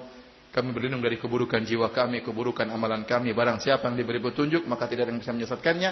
Barang siapa yang disesatkan, maka tidak ada yang bisa memberi petunjuk kepadanya. Waktu mendengar kalimat tersebut, Dimat kaget. Dia mengatakan, Ait alai kalimatika haula. Ulangi lagi. Rasulullah SAW ulangi lagi. Ulangi lagi 3 kali, maka dia pun masuk Islam. Masuk Islam gara-gara apa? Innal hamdalillah. Luar biasa. Sebabnya apa? Ada niat baik. Ingin apa? Ingin menolong orang gila. Akhirnya dapat apa? Hidayah. Ada sebabnya. Jadi sebab itu pasti ada. Entah dia yang lakukan atau mungkin doa orang tuanya, mungkin doa kakeknya, kita nggak tahu ya. Seperti siapa? Sumamah bin Usal ya. Ini saya sering sampaikan juga. Ini menakjubkan dalam Sahih Bukhari, Sahih Muslim. Sumamah bin Usal ditangkap oleh para sahabat, diikat di tiang Masjid Nabawi. Dia seorang pemimpin orang-orang kafir. Maka datanglah Rasulullah SAW menjenguk, mendatangi Sumamah, dan Rasulullah SAW berkata, Ma indak ya Sumamah, apa yang kau sampaikan wahai Sumamah? Maka Sumamah berkata, Indi khair ya Muhammad, saya punya kebaikan wahai Muhammad. In taqtul zadamin, wa in tun'im ala syakir, wa in kunta turidi malan, ya wahai Muhammad, kalau kau membunuh saya, ingat saya punya anak buah yang banyak, akan balas dendam. Tapi kalau kau ya ingin membebaskan aku, maka kau akan membebaskan orang yang pandai berterima kasih. Saya akan ingat jasamu. Tapi kalau kau ingin harta, bilang saja. Rasulullah SAW tinggalkan Thumamah. Hari kedua Rasulullah SAW datangi lagi. Dia masih terikat. Rasulullah SAW berkata, ma indak ya Thumamah. Apa yang hendak ingin kau sampaikan, wahai Thumamah? Thumamah mengatakan, ma qultu laka. Apa yang sampaikan sebagaimana kau sampaikan kemarin. In tun'im ala syakir. Kalau kau membebaskan saya, kau bebaskan orang yang pandai berterima kasih. Sudah berubah, mulai berubah Thumamah. Kalau hari pertama dia bilang, kalau kau bunuh saya, ingat anak buahku banyak. Waktu hari kedua, kalimat ini sudah enggak ada lagi. Langsung dia loncat pada, kalau kau membebaskan saya akan berikan apa? Balasan yang baik. Rasulullah SAW cuekin aja. Hari ketiga, Rasulullah SAW tanya lagi, ma indak ya Thumamah, apa yang kau sampaikan? Ya kayak kemarin, kata sudah mulai apa? Perubahan. Tidak lagi angku, tidak lagi mengatakan, saya ini bos, saya punya anak buah banyak. Berubah dia. Waktu dia mengatakan sebagaimana yang saya katakan kemarin, Rasulullah SAW mengatakan, atliku Thumamah, bebaskan dia. Sudah, tanpa apa-apa, Rasulullah SAW bebaskan. Pergilah Thumamah, harusnya dia pulang ke kampungnya, tidak, ternyata dia pergi, dia mandi, dia balik lagi. Dia mengatakan, asyhadu annaka Rasulullah, saya bersaksi bahwa engkau adalah Rasulullah SAW. Kok bisa dia dapat hidayah? Karena diikat di tiang Masjid Nabawi. Kenapa tiap hari dia lihat Nabi kumpul, Nabi sholat berjamaah, dengar ceramah Nabi selama 3 hari, dia dapat apa? Hidayah. Coba antum cari orang kafir, ikat di sini ya. Siapa tahu dapat hidayah. Bikin pengajian tiap hari, siapa tahu dapat hidayah. Jadi 3 hari dengar ceramah, dapat apa? Hidayah. Maka dia mengatakan, tidak ada wajah yang paling aku benci di atas muka bumi ini seperti wajahmu. Ya Muhammad, sekarang engkau yang paling aku cintai. Tidak ada ya negeri yang paling aku benci seperti negerimu. Sekarang negerimu yaitu kota Madinah adalah kota yang paling aku cintai. Dapat hidayah dengan begitu mudah. Jadi benar-benar hidayah mau saya murni dari Allah Subhanahu wa taala ya, dan seorang berusaha untuk mencari hidayah tersebut, dan barang siapa yang mencari dia pasti akan mendapatkannya. Baik ikhwani fillah wa fiddin azanillahu ayyakum. Kita akan bahas tentang sebab-sebab yang bisa menghalangi seorang dapat hidayah. Apa sebab-sebab orang akhirnya tidak bisa dapat hidayah? Di antara sebab utama seorang tidak bisa dapat hidayah karena kejahilan. Karena kejahilan. Sehingga dia tidak bisa memiliki tasawur, memiliki gambaran yang benar tentang Islam. Tidak memiliki gambaran yang benar tentang apa? Sunnah. Dan ini banyak orang tidak dapat hidayah sunnah. Gara-gara punya gambaran yang salah tentang dakwah sunnah. Apalagi ahlul bidah, orang-orang yang hasad, sering memberi gambaran-gambaran yang buruk tentang dakwah sunnah. Ya, yang sering kita dengar ya. Dikatakan bahwasanya orang-orang yang berdakwah sunnah itu, orang-orang salaf itu suka mengkafirkan, ya, seperti itu, suka menumpahkan darah. Dan saya sampaikan sampai ada buku judulnya Sejarah Berdarah Sekte Wahabi, menggambarkan bahwasanya orang-orang yang berdakwah sunnah itu seakan-akan suka menumpahkan darah, suka membunuh dan macam-macamnya, suka mengkafirkan. Padahal ini tidak benar. Kita lihat mana pengajian-pengajian kita yang kita suka mengkafir-kafirkan. Tidak ada. Saya tidak pernah dengar ustadz ya sunnah suka mengkafir-kafirkan. Tidak ada ya. Kecuali kalau suatu kekufuran disebut ini kekufuran. Tapi mengkafir-kafirkan, apalagi mengkafir-kafirkan misalnya ormas-ormas, mengkafir-kafirkan aliran-aliran mana? Saya nggak pernah dengar dari para ustadz. Itu hanyalah tuduhan. Adapun kita menyebutkan kesalahan mereka, itu dari bukti kita ini baik, kita ingin kebaikan bagi mereka, maka kita kritiki. Nggak jadi masalah kan kita mengkritiki saudara. Adapun mengkafirkan ini tidak pernah kita lakukan. Apalagi sampai membunuh, menumpahkan darah. Ini tidak benar ya. Tidak benar ya. Sebagai bukti nyata adalah kerajaan Arab Saudi. Ini sering sampaikan. Arab Saudi luar biasa bagaimana bantuan mereka kepada negeri-negeri kaum muslimin yang lain. Tanpa membedakan ini negeri sunnah atau bukan. Semuanya dibantu oleh pemerintah Arab Saudi. Oleh karenanya ada istilah pepatah Arab, an-nasu a'da'un lima jahilu. Orang-orang itu adalah memusuhi apa yang dia tidak ketahui ya. Karena dia tidak tahu tentang hakikat dakwah sunnah, dakwah yang penuh rahmat, dakwah yang penuh hikmah, dakwah yang mendatangkan ketenangan, dakwah yang menyuruh kepada tauhid ya, memurnikan ajaran Islam ya.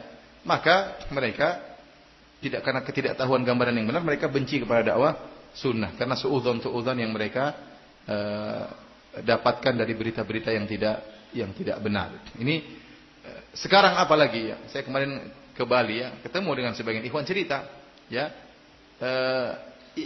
Tantenya murtad ya. Bukan tantenya. Ibu omnya. Jadi ibu omnya murtad, sementara omnya ini masuk Islam. waktu omnya masuk Islam, setiap pagi wajahnya basah, dia sholat subuh. Ibunya mulai curiga. Kamu kok setiap pagi wajahmu basah? Sholat subuh maksudnya kan? Kamu masuk Islam ya? Omnya diam-diam aja. Kamu jangan masuk Islam tuh, Islam tuh tukang bom sana, tukang bunuh-bunuh. Jadi repot. Akhirnya ada orang tidak mau masuk Islam gara-gara gambaran tentang Islam yang salah. Bahwasanya Islam itu apa? Suka membunuh, suka mengebom, ya. Dan ini sangat merusak citra Islam. Nabi SAW dahulu berusaha menjaga citra Islam. Dahulu di zaman Nabi ada orang-orang munafik dan mencela Nabi, mencaci maki Nabi, menuduh Nabi yang tidak-tidak. Ya. Sampai sebagian sahabat jengkel. Kata sebagian sahabat, "Ya Rasulullah, da'ni adrib unuk hadzal rajul." Ya Rasulullah, biarin saya bunuh orang munafik ini. Ya, kenapa dia mencela Nabi? Dia mengatakan, contohnya dia mengatakan, "Ya Muhammad, adilah engkau." Ya, bagaimana Nabi tidak adil? Ini utusan Allah kok tidak adil? Nabi mengatakan, "Faman ya'dil illa ma'adil." Kalau saya tidak adil, terus siapa yang mau adil? Saya ini utusan Allah Subhanahu wa taala. Jadi mencela Nabi sallallahu alaihi wasallam. Tapi Rasulullah SAW mengatakan, "Jangan. La yaqulun nas anna Muhammadan qatala ashabahu." Jangan sampai orang-orang dibilang Muhammad membunuh apa? Sahabat-sahabatnya. Jadi Rasulullah SAW berusaha menjaga citra Islam. Jangan sampai Muhammad dituduh membunuh apa? Sahabatnya. Ini orang munafik, orang kafir, tapi KTP mereka apa? Islam. Saya ulangi, orang-orang munafik di zaman Nabi, mereka itu orang kafir. Hati mereka kafir, namun penampilannya Islam. Namun mereka sebenarnya orang kafir. Namun Nabi dan orang kafir boleh untuk dibunuh karena mereka mencela Nabi, mencaci Nabi dan murtad keluar daripada Islam. Namun Rasulullah SAW tidak membunuh mereka. Ada Rasulullah SAW ingin berusaha menjaga citra Islam. Kata Rasulullah SAW, jangan sampai nanti orang-orang mengatakan Muhammad membunuh sahabatnya. Ya, sehingga nanti mereka tidak mau masuk Islam. Jadi menjaga citra Islam itu penting. Nah, kita dapati sebagian orang yang takfirin, tukang ngebom justru merusak citra Islam. Ya, bahkan di-upload video-video mereka membunuh sama kaum muslimin ya. Sehingga orang-orang banyak tidak jadi masuk Islam gara-gara seperti itu. Dan saya sudah dapat juga cerita sebagian ikhwan saudara-saudara saya di teman-teman di Universitas Islam Madinah cerita, saya ketemu sebagian orang, dia sudah tahu tentang kebenaran Islam namun tidak mau masuk Islam. Kenapa? Di Islam itu ada tukang bom dan macam-macamnya. Ya, sehingga akhirnya dia menolak ajaran Islam. Kenapa? Karena gambaran yang salah. Ini sebab banyak orang tidak dapat hidayah gara-gara tidak mengetahui tentang hakikat Islam atau tidak mengetahui hakikat tentang sunnah. Di antara sebab berikutnya yaitu Allah mengetahui bahwasanya orang ini memang tidak berhak untuk menerima hidayah. Kenapa? Saking busuknya hatinya. Orang yang tidak berhak untuk dapat hidayah. Allah berfirman dalam surat Al-Anfal ayat 23, "Walau alimallahu fihim khairan la asma'ahum." Kalau seandainya Allah mengetahui pada diri mereka ada kebaikan, la asma'ahum, maka Allah akan buat mereka mendengar, itu mendengar untuk menerima hidayah. Tapi Allah menjadikan mereka tidak mau mendengar. Ini orang musyrikin. Kenapa? Karena Allah tahu dalam diri mereka ada keburukan. Oleh karenanya, banyak orang tidak dapat hidayah karena bukan masalah ini benar atau tidak, tapi karena hati yang tidak mau terima, hatinya buruk. Ya, hatinya buruk. Sehingga dia tidak berhak untuk mendapatkan apa hidayah meskipun dia tahu itu kebenaran. Ya, makanya tadi Allah mengatakan walau alimallahu fihim khairan, kalau Allah tahu bahwasanya hati-hati mereka itu baik, la asma'ahum, Allah akan buat mereka mau mendengar tentang kebenaran. Tapi mereka sudah dengar ayat Allah namun mereka mendengar dengan pendengaran seperti orang yang tuli, tidak bisa menerima hidayah dari mendengar ayat-ayat Allah tersebut. Jadi ikhwan, masalahnya masalah hati. Anda kalau berusaha cari hidayah dengan hati yang murni, benar-benar ingin mencari kebenaran tanpa ada tendensi-tendensi duniawi, maka Anda akan dapat hidayah. Tapi kalau ada tendensi duniawi, ada kepentingan duniawi, maka akan sulit untuk mendapatkan hidayah. Di antara sebab terhalangnya seorang dari hidayah karena hasad dan sombong. Ya, hasad dan sombong. Seperti orang-orang Yahudi. Mereka tidak dapat hidayah kenapa? Karena mereka hasad padahal mereka tahu kebenaran. Kata Allah Subhanahu wa taala, "Alladzina atainahumul kitaba ya'rifunahu kama ya'rifuna abna'ahum." Sungguhnya orang-orang yang telah diberikan Alkitab, itu orang Yahudi, mereka mengenal Muhammad sebagaimana mereka mengenal anak-anak mereka. Benar-benar mereka mengenal Muhammad sebagaimana mereka mengenal anak mereka. Nah, ini gambaran yang luar biasa dari Allah tentang pengenalan orang Yahudi terhadap Muhammad. Kalau kita kenal anak kita, kita kenal betul bagaimana anak kita ini. Bagaimana anak kita, bagaimana sifat-sifat fisiknya, kalau main di mana, teman-temannya siapa. Kenapa? Dia anak kita. Tempat mainnya di mana? Seperti kita mengenal anak kita. Demikian orang Yahudi benar-benar kenal Allah, benar-benar kenal Nabi Muhammad SAW. Karena sudah tercatat dalam Taurat, demikian di dalam Injil tentang sifat-sifat Nabi. Sehingga para ulama menyebutkan kenapa mereka dahulu bermarkas di Madinah, karena mereka menanti kedatangan seorang Nabi yang berhijrah di kota tersebut. Setelah Nabi tersebut berhijrah, maka akan datang kemenangan. Kenapa mereka tidak tunggu di Mekah? Karena mereka tahu Nabi tersebut akan mengalami kesulitan. Nanti, jadi orang Yahudi mau cari enaknya saja. Mereka tidak mau tunggu di Mekah. Kalau Mekah kan masih masa susah. Mereka tahu bahwasanya Nabi tersebut akan berhijrah suatu tempat yang tempat tersebut banyak kormanya. Ini sudah banyak. Ya, ini mereka tahu. Oleh karena Salman Al-Farisi waktu mencari hidayah diceritakan bahwasanya akan ada muncul seorang Nabi dari suatu negeri yang banyak apa? Kormanya. Sehingga mereka kumpul di situ. Bani Quraidah, Bani Qainuqa, Bani Nadhir. Mereka kumpul di Madinah nunggu munculnya Nabi tersebut. Jadi karena kan saya mengatakan seperti orang tua yang tahu di mana tempat main anaknya. Nabi juga, orang Yahudi juga tahu di mana tempat keluarnya Nabi Shallallahu Alaihi Wasallam. Sampai-sampai mereka sesumbar, Allah sebutkan, ya, wa kanu min qablu yastaftihuna 'alal ladzina kafaru. Dalam surat Al-Baqarah kata Allah, mereka orang Yahudi dahulu kalau bertikai dengan penduduk kota Madinah asli, kaum Ansor sebelum masuk Islam, mereka sering sesumbar. Kata mereka, nanti akan muncul Nabi terakhir, kami akan bersama Nabi tersebut membasmi kalian, menyerang kalian. Ini sering didengar oleh orang-orang Ansar, sesumbarnya orang apa? Yahudi. Kok sedikit-sedikit akan muncul Nabi, kita akan serang kalian. Sedikit-sedikit akan muncul Nabi, kita akan serang kalian. Ini sering didengar oleh kaum Ansar. Begitu muncul Nabi tersebut, kaum Ansar bilang, ini jangan-jangan Nabi yang sering dibilang sama Yahudi. Ayo kita masuk Islam dulu sebelum mereka. Dan benar, akhirnya ini di antara sebab orang sebutkan kenapa kaum Ansor mudah untuk masuk Islam. Di antaranya mereka sering dengar orang Yahudi sesumbar membanggakan Nabi akan muncul di akhir zaman, dia akan menyerang kaum Ansor. Akhirnya kaum Ansor masuk Islam duluan, orang Yahudi jengkel. Ternyata Nabi tersebut mereka sudah tahu sifatnya seluruhnya, namun ada satu sifat yang Allah tidak sebutkan. Ternyata Nabi terakhir tersebut bukan orang Yahudi, dan mereka tidak terima. Karena keyakinan mereka, agama mereka eksklusif. Yang masuk surga hanyalah orang apa? Yahudi. Selain Yahudi masuk neraka jahanam. Ternyata Nabi ini orang Arab. Padahal mereka selama ini bertengkar sama orang Arab. Antum bayangkan gimana jengkelnya mereka. Ya. Suku ini sering bertengkar sama suku ini. Akan muncul jagoan kami melawan kalian. Tahu-tahu jagoannya muncul dari suku yang lain. Gimana nggak sakit hati? Itulah kira-kira orang apa? Yahudi. Sehingga mereka tidak beriman kepada. Padahal mereka tahu. Mereka tahu. Ya. Sampai sebutkan dalam sebagian riwayat. Waktu bapaknya Sofia. Ya. Sofia bintu Huyai bin Akhtab. Huyai bin Akhtab bersama pamannya Sofia ngecek Nabi Muhammad. Mereka datang ke Rasulullah. Mereka ngecek. Dan Sofia dengar pembicaraan mereka. Setelah ngecek, mereka pulang ke rumah. Terus kata pamannya kepada bapaknya Sofia, gimana itu? Huwa, apakah benar itu Nabi yang kita tunggu-tunggu? Kata dia benar. Itu benar Nabi yang kita tunggu-tunggu. Terus gimana? Saya akan musuhin dia. Kata siapa?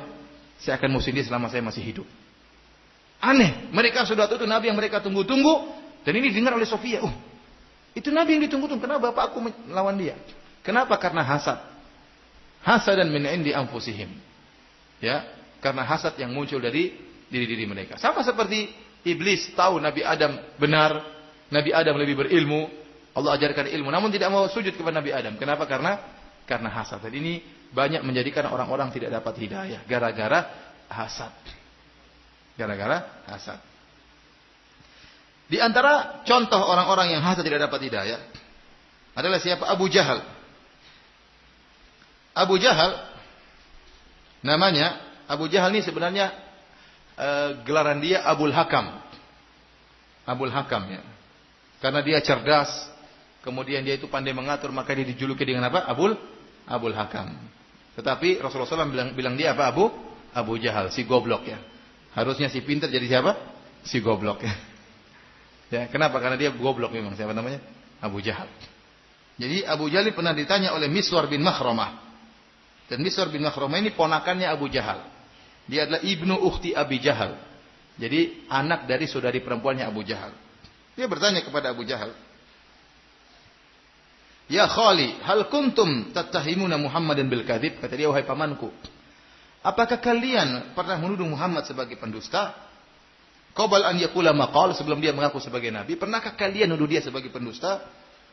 Faqala, "Ya ibna ukhti." Maka Abu Jahal menjawab, "Wahai anak saudari perempuan, wahai ponakanku.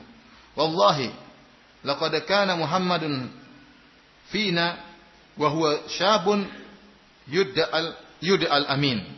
Sungguh Muhammad dahulu berada bersama kami dan dia adalah seorang pemuda yang dikenal sebagai al-amin, digelari sebagai orang yang amanah, terpercaya, enggak mungkin dusta.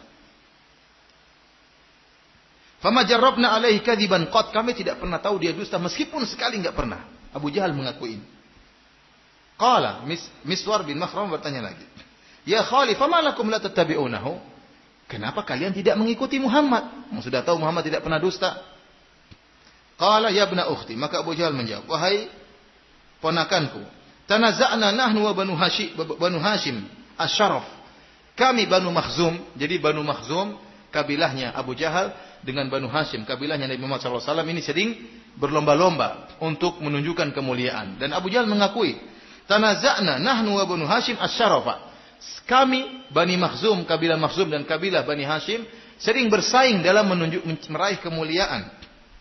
Fa at'amu wa at'amna. Mereka memberi makan kepada fakir miskin, kami Banu Makhzum juga beri makan kepada fakir miskin. Wa saqaw wa saqaina. Mereka beri minum kepada orang-orang miskin, kepada jamaah haji, kami pun beri minum kepada sebagaimana mereka. Wa ajaru wa ajarna. Mereka melindungi, kami juga melindungi. Kalau ada orang minta perlindungan, mereka beri perlindungan, pertolongan melalui memberikan perlindungan. Kami pun memberikan perlindungan kepada orang yang minta perlindungan. Hatta idza tajathaina ala rukabi kunna kafarasai rihan. Sampai akhirnya kita ini sudah bersaing sama-sama. Seperti dua kuda yang saling berlomba, sama-sama ini.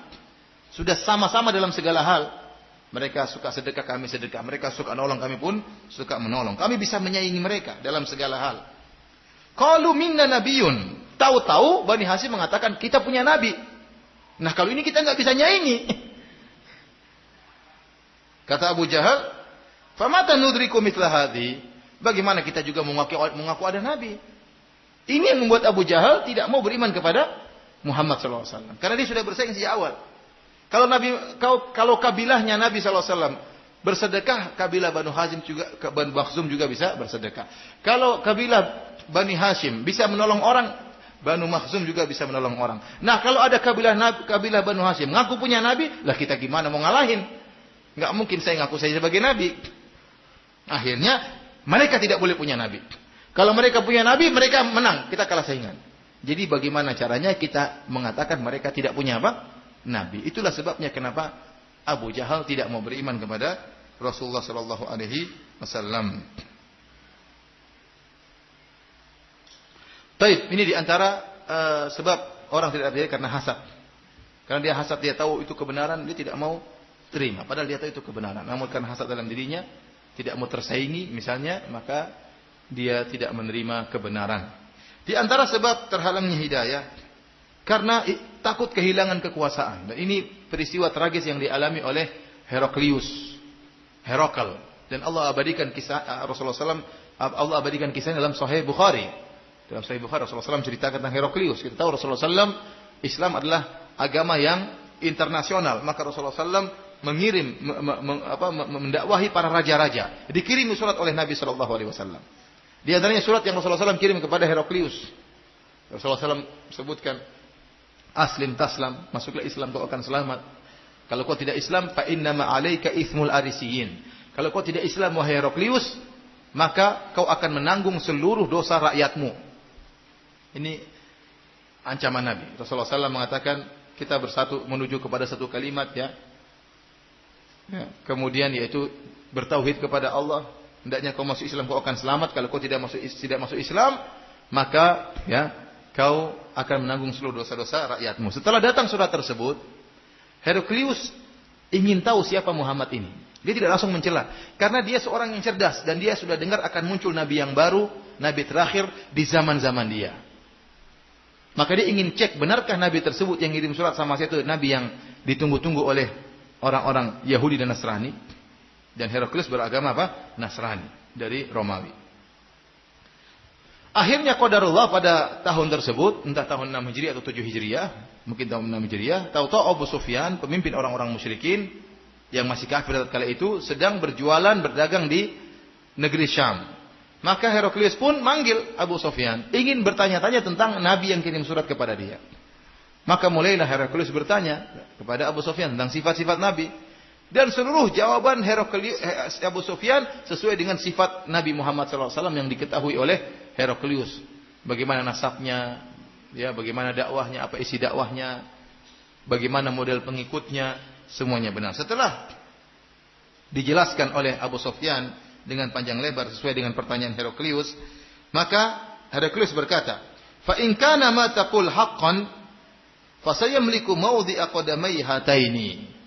Kata Heraklius dengan perkataan yang sangat menakjubkan. Kata dia, "Wahai Abu Sufyan, kalau ciri-ciri yang kau sebutkan tentang Muhammad itu benar, maka dia akan menguasai kedua tempat kakiku ini." Artinya dia akan menguasai singgasanaku. Kenapa? Dia seorang nabi dan dia akan menguasai singgasanaku. "Walau a'lamu anni akhlusu ilaihi latajashamtu liqa'ahu." Kalau saya tahu saya mampu untuk bertemu dengan dia, maka saya akan berusaha bertemu dengan dia. "Walau kuntu indahu laghasaltu an qadamihi." Kalau saya berada di sisi dia, di sisi Muhammad, saya akan cuci kakinya. Kenapa? Menunjukkan dia beriman kepada Rasulullah sallallahu alaihi wasallam. Akan tetapi ternyata dia tidak jadi masuk Islam. Bagaimana ceritanya? Disebut dalam Sahih Bukhari, dia kumpulkan rakyatnya. Kemudian mengatakan, "Wahai rakyatku, kalau kalian ingin menang, kalau kalian ingin jaya, ikutlah nabi ini, Muhammad." Maka rakyatnya kemudian protes. Maka terjadi kegaduhan. Jadi gahudan, mereka tidak mau. Dan mereka ingin keluar dari istana. Maka Heraklius pun mengatakan, "Tenang. Saya tadi cuma tes saja ya. Pengen tahu kesetiaan apa? Kalian." Padahal tadi dia ingin ngajak. Seandainya mereka beriman, dia beriman. Namun tatkala dia melihat rakyatnya tidak siap menerima Muhammad sebagai seorang nabi. Dan ingin memberontak. Maka dia takut kehilangan apa? Kekuasaannya. Maka akhirnya dia pun tidak jadi beriman karena takut kehilangan kekuasaan. Oleh karenanya banyak orang tidak mendapat hidayah gara-gara tidak ingin terlepas dari perkara dunia yang sedang dia miliki. Ya, ini juga sebab tertolaknya hidayah. Di antara sebab tertolaknya hidayah atau tidak diterima hidayah karena ada syahwat, ya. Tidak ingin sulit hidup ini. Sebagian orang kafir tidak masuk Islam. Wah, kalau saya masuk Islam repot. Khamar tidak boleh lagi minum. Wah, saya tiap hari minum khamar. Susah masuk Islam. Tidaklah. Bukan mencari kebenaran, tapi memang dia tidak ingin melepaskan syahwat dia. Ya, kalau saya masuk Islam tidak boleh lagi berzina. Kalau saya masuk Islam tidak boleh lagi makan daging babi. Padahal daging babi itu daging paling enak. Ya. Saya ketemu dengan orang mu'allaf. Ya. Dia bilang, "Ustaz, daging yang paling saya sukai daging babi." Waktu saya masih apa? Kafir. Tidak ada yang bisa menyaingi kelezatan daging babi kecuali kambing muda katanya. Jadi, nggak tahu ya. Itu pengakuan dia ya. Namanya selera tidak usah diperdebatkan ya. Intinya dia selera dengan apa? Daging babi. Dan dia mengatakan daging babi sangat enak. Itu makanan sehari-hari. Namun setelah saya masuk Islam, saya tidak mendapati ada daging yang lezat seperti daging babi yang bisa menyaingi cuma apa? Daging kambing muda. Jadi sebagian orang tidak mau masuk Islam karena dia tahu, wah, kalau saya masuk Islam nanti begini susah.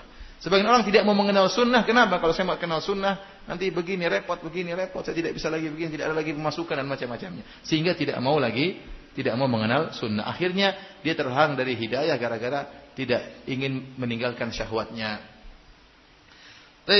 Di antara perkara yang sangat penting yang membuat orang banyak terhalangi dari hidayah, yaitu karena takut dimusuhi oleh masyarakat, takut meninggalkan adat istiadat. Dan ini adalah sebab yang paling parah yang menyebabkan orang tidak dapat hidayah. Ya. Lihatlah Allah berfirman tentang orang-orang musyrikin. Tatkala Nabi SAW mendakwahkan Islam kepada mereka, kata mereka, "Inna wajadna aba'ana ala ummah wa inna ala atharihim muqtadun." Kami telah mendapati orang tua kami di atas suatu jalan dan kami tinggal ngikut saja. Kami tidak ingin keluar daripada tradisi nenek moyang. Kami tidak ingin keluar dari tradisi nenek moyang. Jadi tradisi ini masalah yang buat seorang susah menerima kebenaran. Kenapa tidak ingin keluar dari tradisi? Kenapa kalau dia keluar dari tradisi akan dicela? Dalam ayat yang lain, wa idza qila lahum ta'alu ila ma anzalallahu ila rasul qalu hasbuna ma wajadna alaihi aba'ana. Tatkala dikatakan kepada mereka, kemarilah kepada apa yang diturunkan oleh Allah dan kepada Rasulnya, maka mereka mengatakan cukup apa yang kami dapati ayah-ayah kami. Jadi cukup ajaran ayah kami, sudah cukup nenek moyang kami. Tidak ingin merubah ajaran nenek moyang. Inilah yang menjadikan Abu Thalib tidak mau masuk Islam.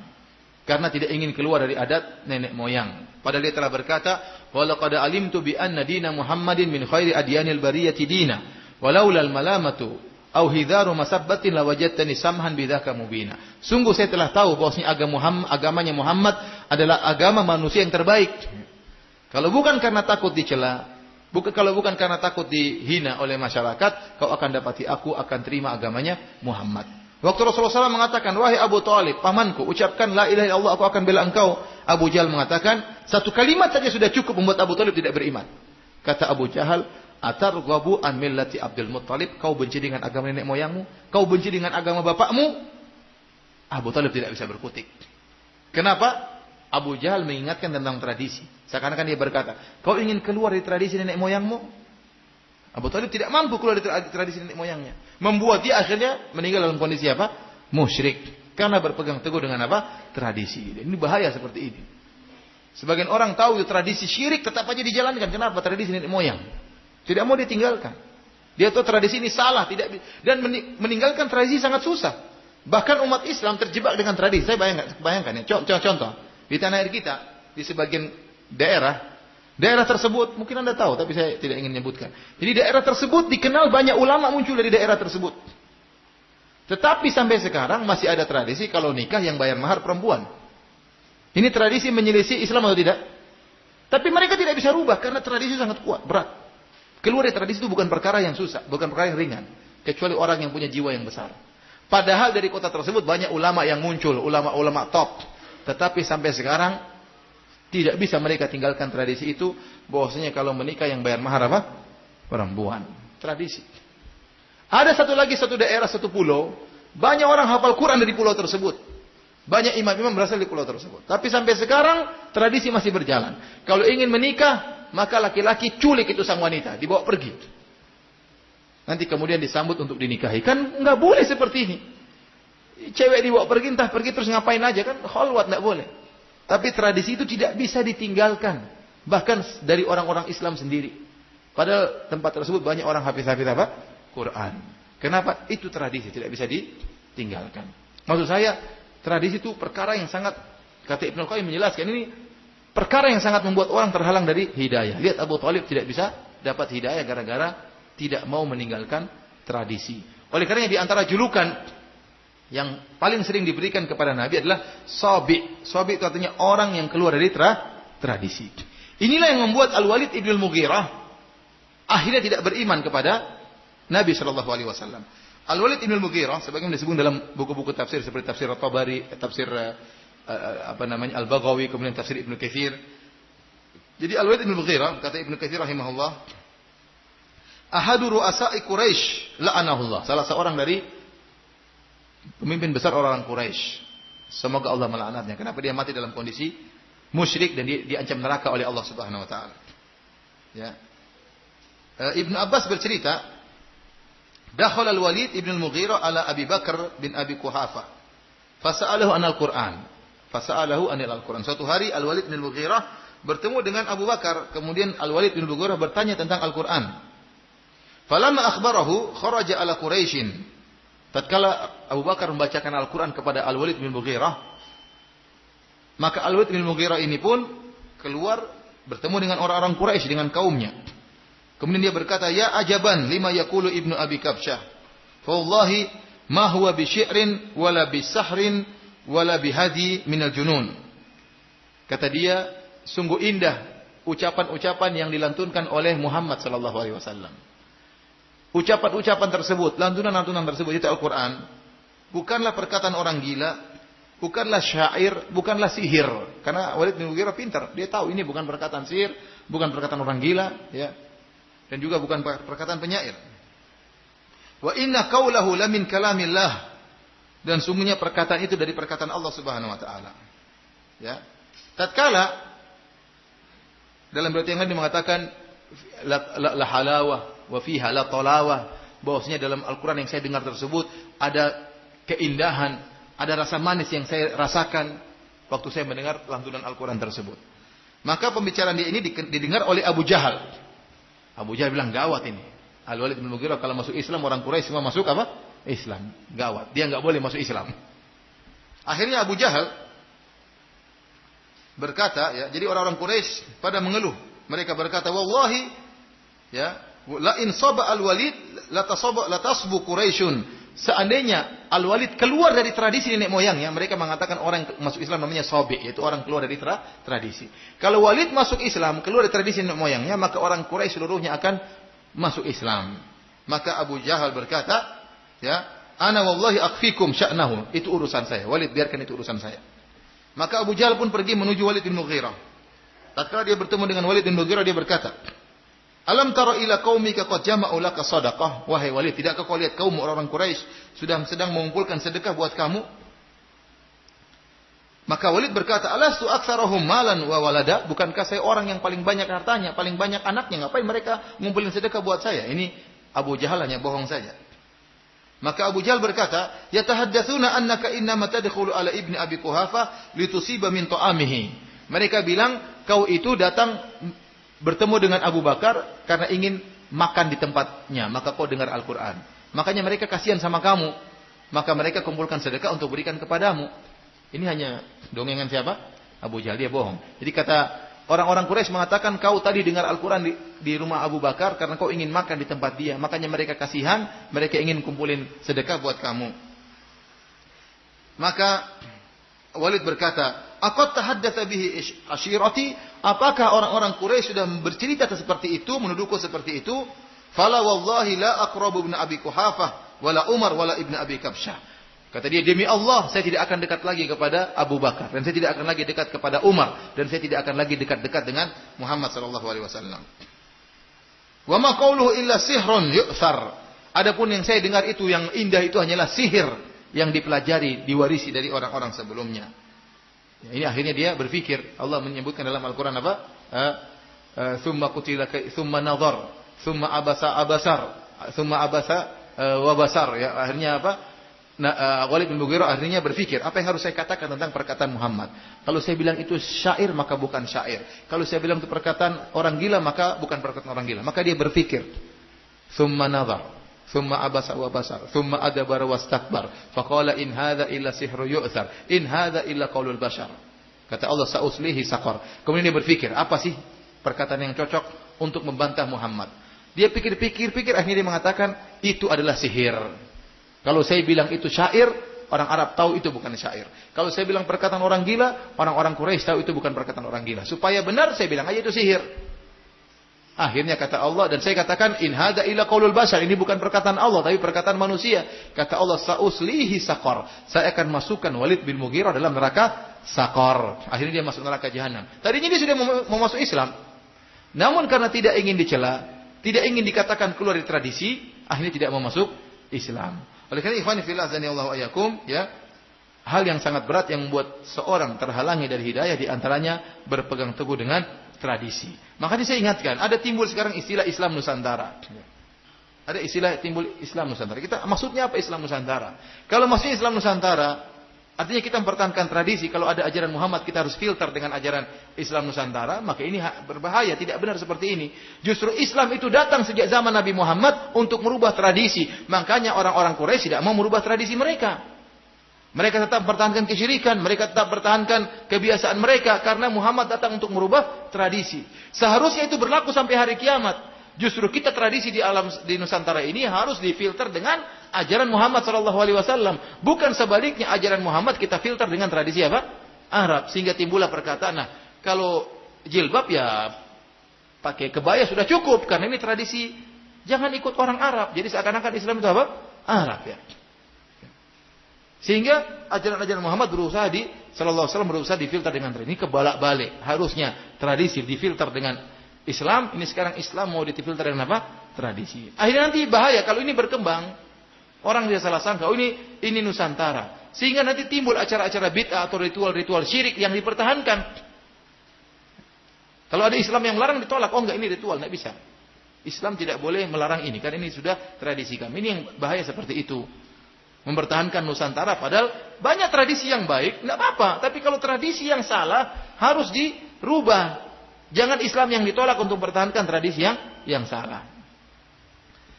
Ikhwani fillah wa fillah azanillahu wa iyakum, tadi kita sudah jelaskan tentang penghalang-penghalang hidayah. Adapun sebab-sebab untuk meraih hidayah maka sangat banyak ya, tapi tidak akan kita bahas ya. Ya, karena terlalu panjang kalau kita bahas. Tapi intinya para ulama mengatakan sebab hidayah yang paling utama berdoa kepada Allah Subhanahu wa taala. Ya. Dan kita sering berdoa dalam salat kita, ihdinas siratal mustaqim. Ya Allah, berikanlah aku petunjuk jalan yang lurus.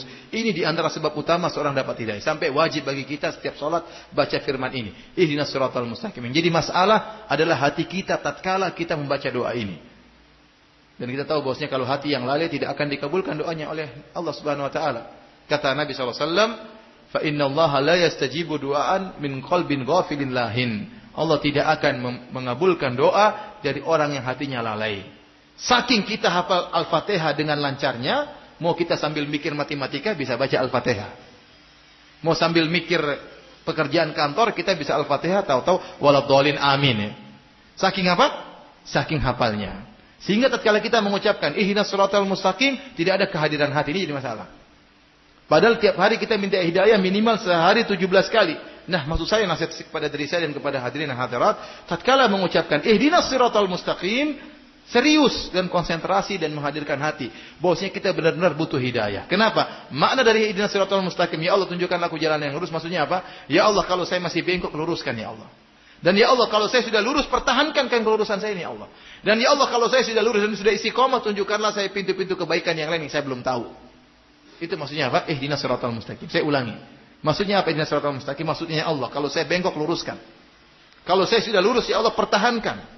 Kalau saya sudah lurus dan sudah saya pertahankan, ya Allah, bukakan lagi pintu-pintu kebaikan yang lain yang saya belum tahu. Masih banyak perkara baik-baik yang belum saya tahu dan belum saya kerjakan. Itu maksudnya ihdinas siratal mustaqim. Jadi doa yang paling penting agar mendapatkan apa? Hidayah. Ya. Kemudian yang perkara kedua yang sangat penting adalah baca Al-Quran. Baca Al-Quran dengan berusaha memahami maknanya. Karena Al-Quran itu diturunkan untuk kita pahami maknanya. Bukan hanya sekedar ditilawah, dibaca-baca. Membaca Al-Quran dapat pahala. Tapi itu hanyalah sarana. Makanya Hasan al-Basri mengatakan, Innama unzilal Qur'anu liyu'mala bih. Fattakhadhan nasu qira'atahu amala. Al-Quran itu diturunkan untuk diamalkan. Tapi orang-orang menjadikan, melantunkan Al-Quran itulah amalan Al-Quran. Padahal itu salah. Hasan al-Basri ingin mengatakan itu kesalahan. Mencukupkan mengamalkan Al-Quran dengan membacanya. Membaca Al-Quran dapat pahala. Tapi itu sarana. Membaca dengan tajwid sarana untuk bisa mempelajari tafsirnya. Mempelajari tafsirnya adalah sarana untuk mengamalkannya. Maka seorang jangan berhenti hanya pada membacanya. Tapi berusaha untuk memahami terjemahannya. Ya akhi, ini firman Allah. Allah berusaha menyampaikan kebaikan kepada anda dengan firman-firmannya. Nah, kenapa anda tidak ingin tahu maksudnya Allah ini apa sih? Anda sedang berusaha ingin tahu apa maksud Tuhan saya menyampaikan ini. Ini pintu hidayah yang sangat besar. Inna hadzal Qur'ana yahdi lillati hiya aqwam. Sungguhnya Al-Qur'an ini menunjukkan kepada, memberi hidayah kepada yang terbaik. Alif lam mim dzalikal kitabu la raiba fihi hudal lil muttaqin. Sungguhnya ini Al-Qur'an, tidak ada keraguan dalamnya, petunjuk bagi orang-orang yang apa? Yang beriman. Maka kita berusaha, ada sisikan waktu berusaha belajar tafsir. Oh, maksudnya ayat ini begini. Maksudnya meskipun satu hari satu ayat tak apa-apa. Tapi itulah kita sedang mencari hidayah. Jadi bukan cuma dibaca-baca, tujuannya yang penting targetnya satu juz, tapi tidak kita berusaha pahami apa maknanya. Ya, saya sering sampaikan ya ikhwan, orang baca Al-Quran, baca Al-Fatihah.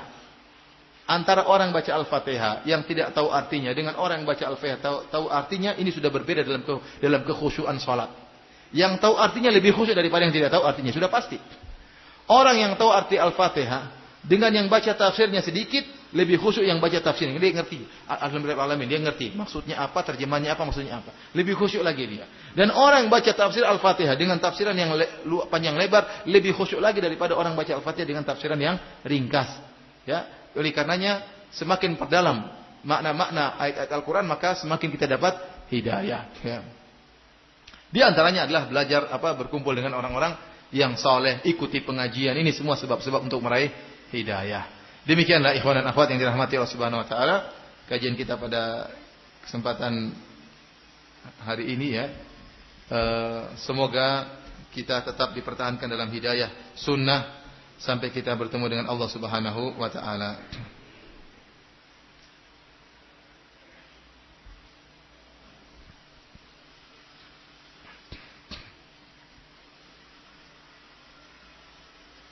Apakah termasuk orang yang tidak mendapat hidayah? Orang yang rajin ibadah dan sudah kenal sunnah tapi masih selalu pelit sifatnya. Jadi orang ini ya, hidayah kan banyak.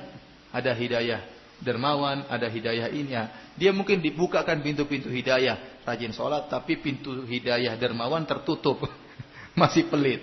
Ya, makanya dia mengatakan ihdinas siratal mustaqim. Saya katakan tadi, apa maknanya ihdinas siratal mustaqim? Artinya di antaranya, ya Allah, bukakanlah pintu-pintu kebaikan yang belum aku ketahui. Sehingga orang yang jadi pelit menjadi apa? Menjadi dermawan, ya. Orang yang tidak peduli, cuek sama kaum muslimin jadi peduli sama kaum muslimin. Orang yang tadinya sombong menjadi tawadhu, ya. Banyak perkara hidayah yang mungkin belum kita tahu dan belum kita amalkan. Jadi maksud saya, orang seperti ini diberikan hidayah dari sebagian sisi, tapi ada sebagian yang belum dia dibukakan pintu apa? Hidayahnya.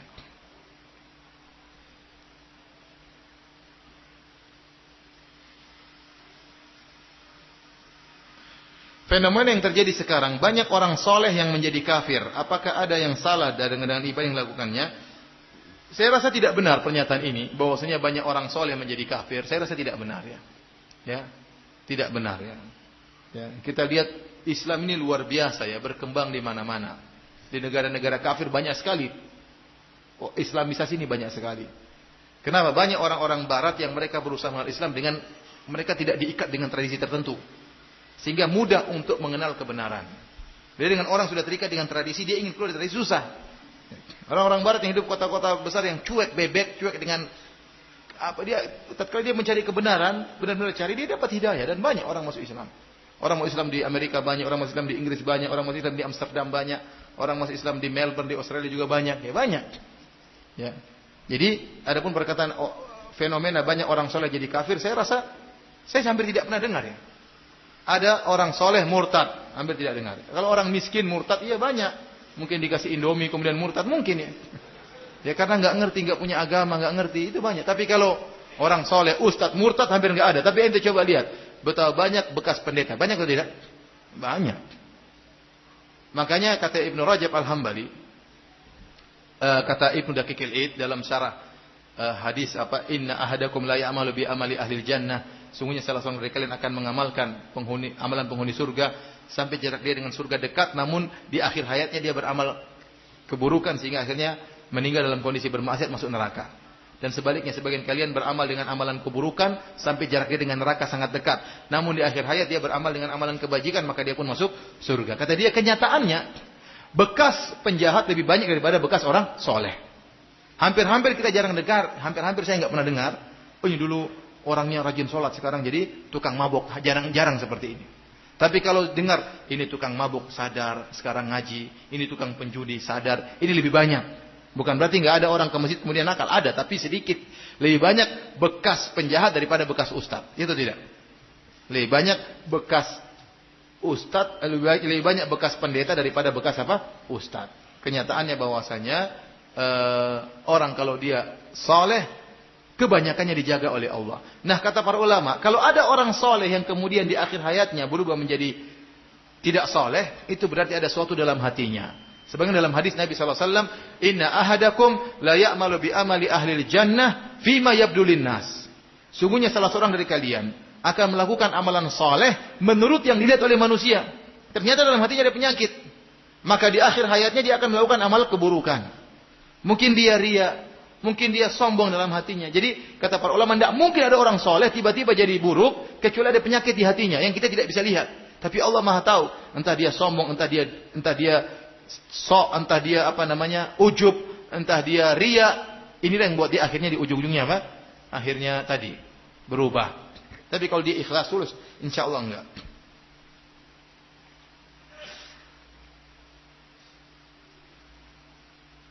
Saya ingin bertanya tentang cara istikharah, khususnya istikharah terhadap pasangan. Sebenarnya istikharah itu dalam segala hal, bukan cuma cari pasangan saja, ya. Namun kebanyakan orang kalau mau istikharah, kalau mau cari pasangan saja, ya. Karena memang itu penting sekali untuk istikharah, ya. Karena kalau salah pasangan bahaya, ya. Apakah sholat istikharah harus dilakukan pada malam hari sepertiga malam? Jawabannya tidak harus. Tidak harus. Istikharah kapan saja. Kapan saja Anda boleh apa? Istikharah. Bahkan ini termasuk sholat dawatul asbab. Bahkan dalam waktu terlarang, seandainya ada perkara yang Anda tidak bisa melakukannya kecuali di waktu terlarang, maka tidak mengapa Anda istikharah di waktu terlarang.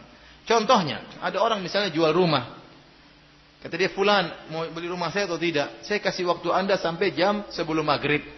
Sementara dia tawarkan waktu jam 4:30. Kalau Anda nggak kasih jawaban maghrib, saya akan tawarkan kepada orang lain. Ya. Kita gimana? Kita perlu istikharah. Padahal waktu terlarang sholat.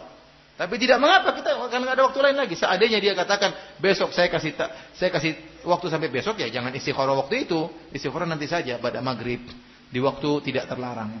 Karena waktu setelah asar adalah waktu terlarang. Namun kalau tidak ada pilihan, kecuali ba'da asar, ya sudah kita istikharah. Kenapa? Sudah itu waktunya saat itu.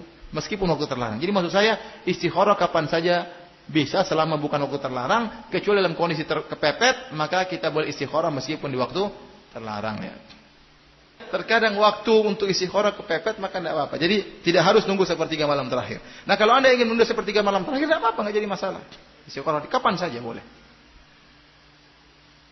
Bolehkah berdoa dengan bahasa Indonesia? Boleh.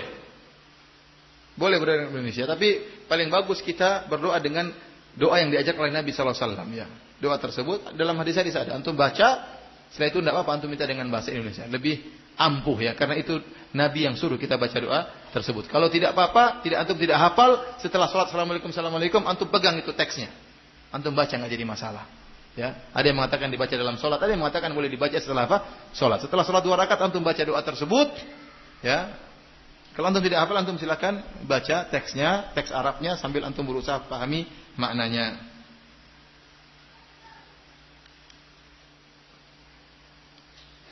Apakah sholat hajat itu sahih? Sholat hajat itu hadisnya lemah, tetapi kalau seorang punya permasalahan, silakan dia sholat. Ya, adapun sholat hajat maksudnya ada doa khusus bagi sholat hajat. Hadis yang menyebutkan doa khusus tentang sholat hajat itu hadisnya lemah. Tapi dalam hadis disebutkan karena Nabi SAW idza hazabahu amr fazi'a ila sholat. Rasulullah SAW kalau ada permasalahan dia segera sholat. Wasta'inu bis sabri was sholat. Kata Allah Subhanahu Wa Taala, jadikanlah sabar dan sholat sebagai penolong Anda. Jadi dalil kalau ada permasalahan, jangan lupa untuk pertama kali kita mengadu kepada siapa? Kepada Allah dengan sholat.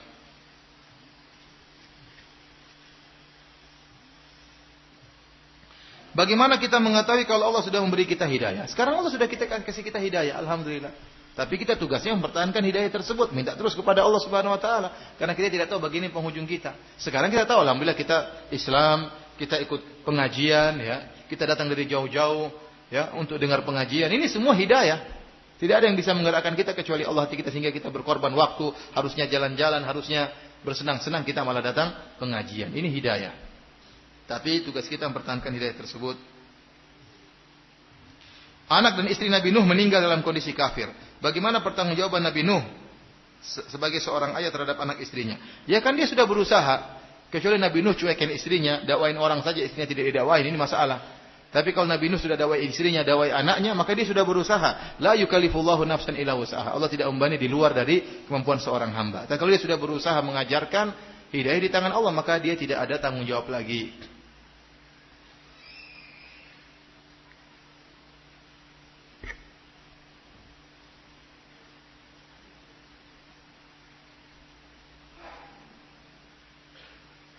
Ustaz, saya ketika hamil malas ibadahnya dan tidak membaca Al-Quran. Sekarang anak saya sudah 16 tahun, sulit disuruh baca Al-Quran. Walau sudah masuk pondok. Apakah ini tanda taubat saya belum diterima? Padahal sudah saya contohkan. Bagaimana solusinya Ustaz?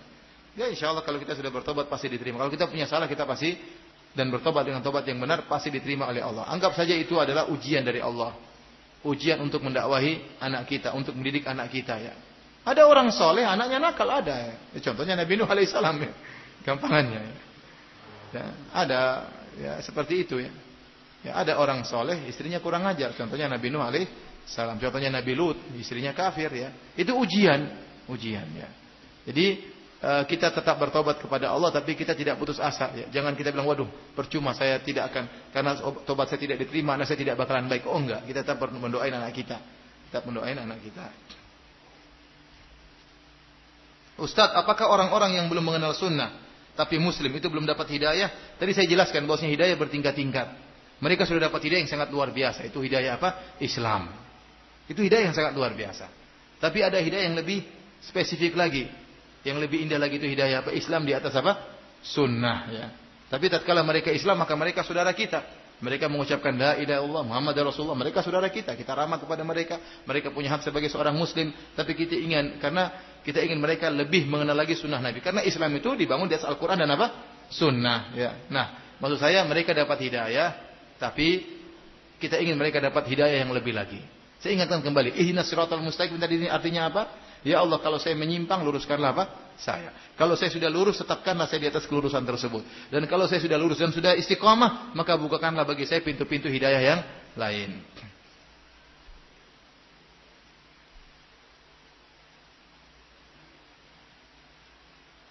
Saya punya anak disekolahkan di sekolah Islam atau pesantren, tapi kenapa sifat anak saya masih jauh dari akhlak yang baik? Apa yang bisa saya lakukan selain berdoa? Berusaha, berdoa dan berusaha. Anak kalau kita letakkan atau kita letakkan di pesantren, bukan berarti kita sudah terlepas tanggung jawab, tidak. Justru kita bersyukur ada pesantren yang mau membantu pendidikan anak kita. Nah, kita harus tengok, harus telepon, harus kasih motivasi, tanya kepada gurunya, ya, Pak Guru, gimana perkembangan anak saya? Kalau bisa bikin grup wali murid dengan gurunya, sehingga gurunya bisa kasih informasi tentang perkembangan anaknya. Demikian, bukan kita lepas gitu saja, tahun depan baru ketemu lagi. Ya repot seperti itu. Anak-anak bilang, ayah saya kurang ajar, saya dibuang di sini. Jadi tembok, ya, enggak, jangan begitu. Ente datang, telepon. Kalau ente enggak bisa datang, enggak punya uang, telepon. Gimana kabar? Nah, gimana hafalanmu? Coba Abi dengar. Ya, berarti perhatian. Oh, Masya Allah dipuji. Berarti anak itu kan, antum dulu waktu kecil seperti apa sih? Kalau enggak ketemu sama orang tua seminggu kan gimana rasanya? Orang tua saya kurang ajar. Apalagi sebulan enggak ketemu. Sudah enggak pernah ketemu, enggak pernah dikasih duit lagi. Kan gimana? Anak merasa dibuang, ya. Dibuangnya di pondok, ya. Meskipun di pondok sama dibuang juga, ya. Jadi tatkala kita letakkan anak kita di sekolah Islam, kita berterima kasih ada sekolah seperti itu, kita keluarkan biaya. Tapi bukan berarti nih pondok nih saya sudah kasih duit ya, ini urusan kamu ya, bukan begitu. Tetap kita bertanggung jawab terhadap anak ini. Maka kita harus cek, telepon, kunjungi, tanya perkembangan dia terhadap ustadznya, kepada wali muridnya. Itu namanya orang tua yang berusaha. Tapi sekali lagi hidayah di tangan Allah Subhanahu wa taala. Saya mu'allaf baru mengenal Islam 3 tahun ini dan langsung ikut sunnah. Suami saya Islam KTP. Sehingga banyak bentangan di antara kami.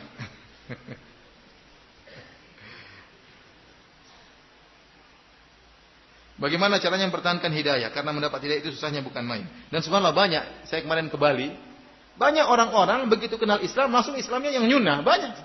Dan di Eropa juga banyak seperti itu. Orang-orang baru kenal Islam, langsung kenalnya apa? Islam yang sunnah. Karena memang di sana, ya kebetulan yang mereka kenal orang-orang apa? Yang sunnah. Dan sangat mudah mereka mengenal misalnya dakwah sunnah. Karena logis, pakai dalil. Itu yang mereka cari. Pakai dalil, ada buktinya. Dalil bukan hanya asal ngomong, katanya-katanya itu tidak logis. Yang logis itu ada dalilnya. Allah mengatakan demikian, Rasulullah SAW demikian. Sehingga banyak orang-orang seperti tadi, ibu ini Masya Allah, begitu kenal Islam, langsung kenal apa? Dengan apa? Kenal sunnah. Alhamdulillah. Suaminya mungkin sudah Islam sejak lama, jadi masalah. Dulu waktu Islamnya bukan Islam yang sunnah. Ya jangan langsung apa? Jadi sabar, pelan-pelan dakwahi suami. Jadi jadikanlah suami sebagai lahan dakwah. Alhamdulillah suami ibu sudah mendapatkan hidayah luar biasa. Dia muslim. Tinggal diarahkan.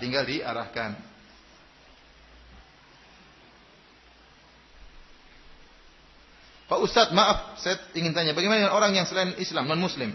Orangnya baik, sedekahnya banyak, taat sama agamanya, sesuai keyakinannya, tapi dia tidak dapat hidayah dari Allah. Bagaimana kalau dia di akhirat? Jadi di akhirat neraka jahanam, ya. Jadi ada orang, dua model orang yang kafir. Orang yang kafir, yang dia sama sekali tidak pernah dengar tentang Islam. Atau dia mendengar Islam dengan pendengaran yang buruk, sehingga dia tidak masuk Islam. Maka orang ini mungkin dapat uzur. Karena Allah berfirman, wa ma kunna mu'adzibina hatta nab'atsa rasula. Kami tidak akan mengadab sampai kami utus apa? Rasul. Atau orang yang menjalankan fungsi Rasul. Seperti da'i, seperti buku. Ini menjalankan fungsi Rasul. Datang risalah Islam kepada dia. Kita contohnya, 100 tahun lalu, masih banyak saudara-saudara orang-orang yang di pedalaman suku Asmat, pedalaman mungkin aborigin dan macam-macamnya. Mereka tidak pernah dengar tentang Islam. Apakah mereka pasti kalau mati masuk neraka jahanam? Jawabannya tidak. Karena Allah tidak akan mengazab kecuali kalau sampai diutus apa? Rasul atau orang yang menjalankan fungsi Rasul. Ada orang tidak pernah kenal Islam, tahu-tahu ada orang Islam datang ke kampung tersebut. Tapi orang Islam ini suka minum bir, suka bohong, suka zina. Ya dia enggak, orang Islam kayak gini dia enggak mau masuk Islam. Dan ini dia dapat uzur karena dia pikiran dia orang Islam kayak begini modelnya. Nah, bagaimana nasib dia di akhirat? Nasib dia di akhirat Allah akan uji dia dengan cara pengujian yang Allah kehendaki. Tapi di dunia kita bilang dia KTP-nya kafir. Kalau dia meninggal tidak boleh dikubur di kuburan orang Islam, karena status dia kafir. Tapi bagaimana di akhirat kita nggak tahu. Ya, beda lagi, ada orang mungkin dia pendeta. Dia baik, sedekah, tapi dia tahu tentang Islam. Dia baca Al-Quran, dia bisa bahasa Arab, dia tahu Al-Quran, dia mengerti, dia dengar tentang Islam, dia tahu orang Islam baik, tapi tidak mau masuk Islam. Orang ini bagaimana? Kita bilang orang ini tidak dapat uzur, meskipun dia baik. Kenapa? Karena dia berbuat syirik kepada Allah Subhanahu Wa Taala. Makanya waktu Rasulullah SAW ditanya, Aisyah bertanya, ya Rasulullah, Abdullah bin Jud'an. Wahai Rasulullah, bagaimana dengan Abdullah bin Jud'an? Dia adalah orang yang suka menyambung silaturahmi, suka beri makan kepada fakir miskin, dan dia suka menjamu tamu. Hal yanfa'uhu dzalik, apakah bermanfaat? Kata Nabi, la, tidak bermanfaat. Kenapa? Dia mati dalam kondisi apa? Musyrik. Abu Talib, apa kurang baiknya? Abu Talib rela mati demi membela Muhammad SAW. Baiknya luar biasa. Tapi meninggal dalam kondisi musyrik, masuk neraka jahanam. Gampangannya begini. Sekarang kalau secara ini hanya sekedar analogi. Kalau ada kita sebagai bapak, anak kita ini lahir dari rahim istri kita. Kita yang biasa sejak kecil, kita yang setengah mati cari nafkah untuk membiayain dia, untuk kasih makan dia. Kemudian sudah besar kita sekolahkan dia. Kebutuhannya kita penuhi semuanya. Kita bawa jalan-jalan, kita bawa semua. Kemudian kita kuliahkan. Kita kuliahkan, waktu kuliah kita kasih uang begitu banyak, ongkos masuknya semua. Setelah dia lulus jadi sarjana, dapat kerja, punya penghasilan, tahu-tahu dia berbakti sama bapak yang lain. Kira-kira gimana? Ini kurang ajar anak saya. Ya. Tahu-tahu dia lupakan kita, dia berbakti kepada bapak yang lain. Atau dia menganggap bapaknya ada dua. Nah, saya punya bapak dua. Kita nggak suka, kamu yang saya pelihara sejak kecil saya, bukan orang lain. Kamu dari hasil air mani saya, kenapa kau berbakti sama bapak yang lain? Gambarannya kira-kira demikian. Allah yang telah memberikan kita segala sesuatu, rezeki, yang menciptakan kita dari tidak ada menjadi ada, kemudian dia beribadah kepada makhluk. Ini nggak benar seperti ini. Dia beribadah kepada makhluk, tidak beribadah kepada pencipta alam semesta. Meskipun dia baik, meskipun dia suka bersedekah, tetap saja masuk neraka jahanam. Kenapa dia melakukan dosa yang tidak mungkin diampuni? Dosa syirik kepada Allah Subhanahu Wa Taala.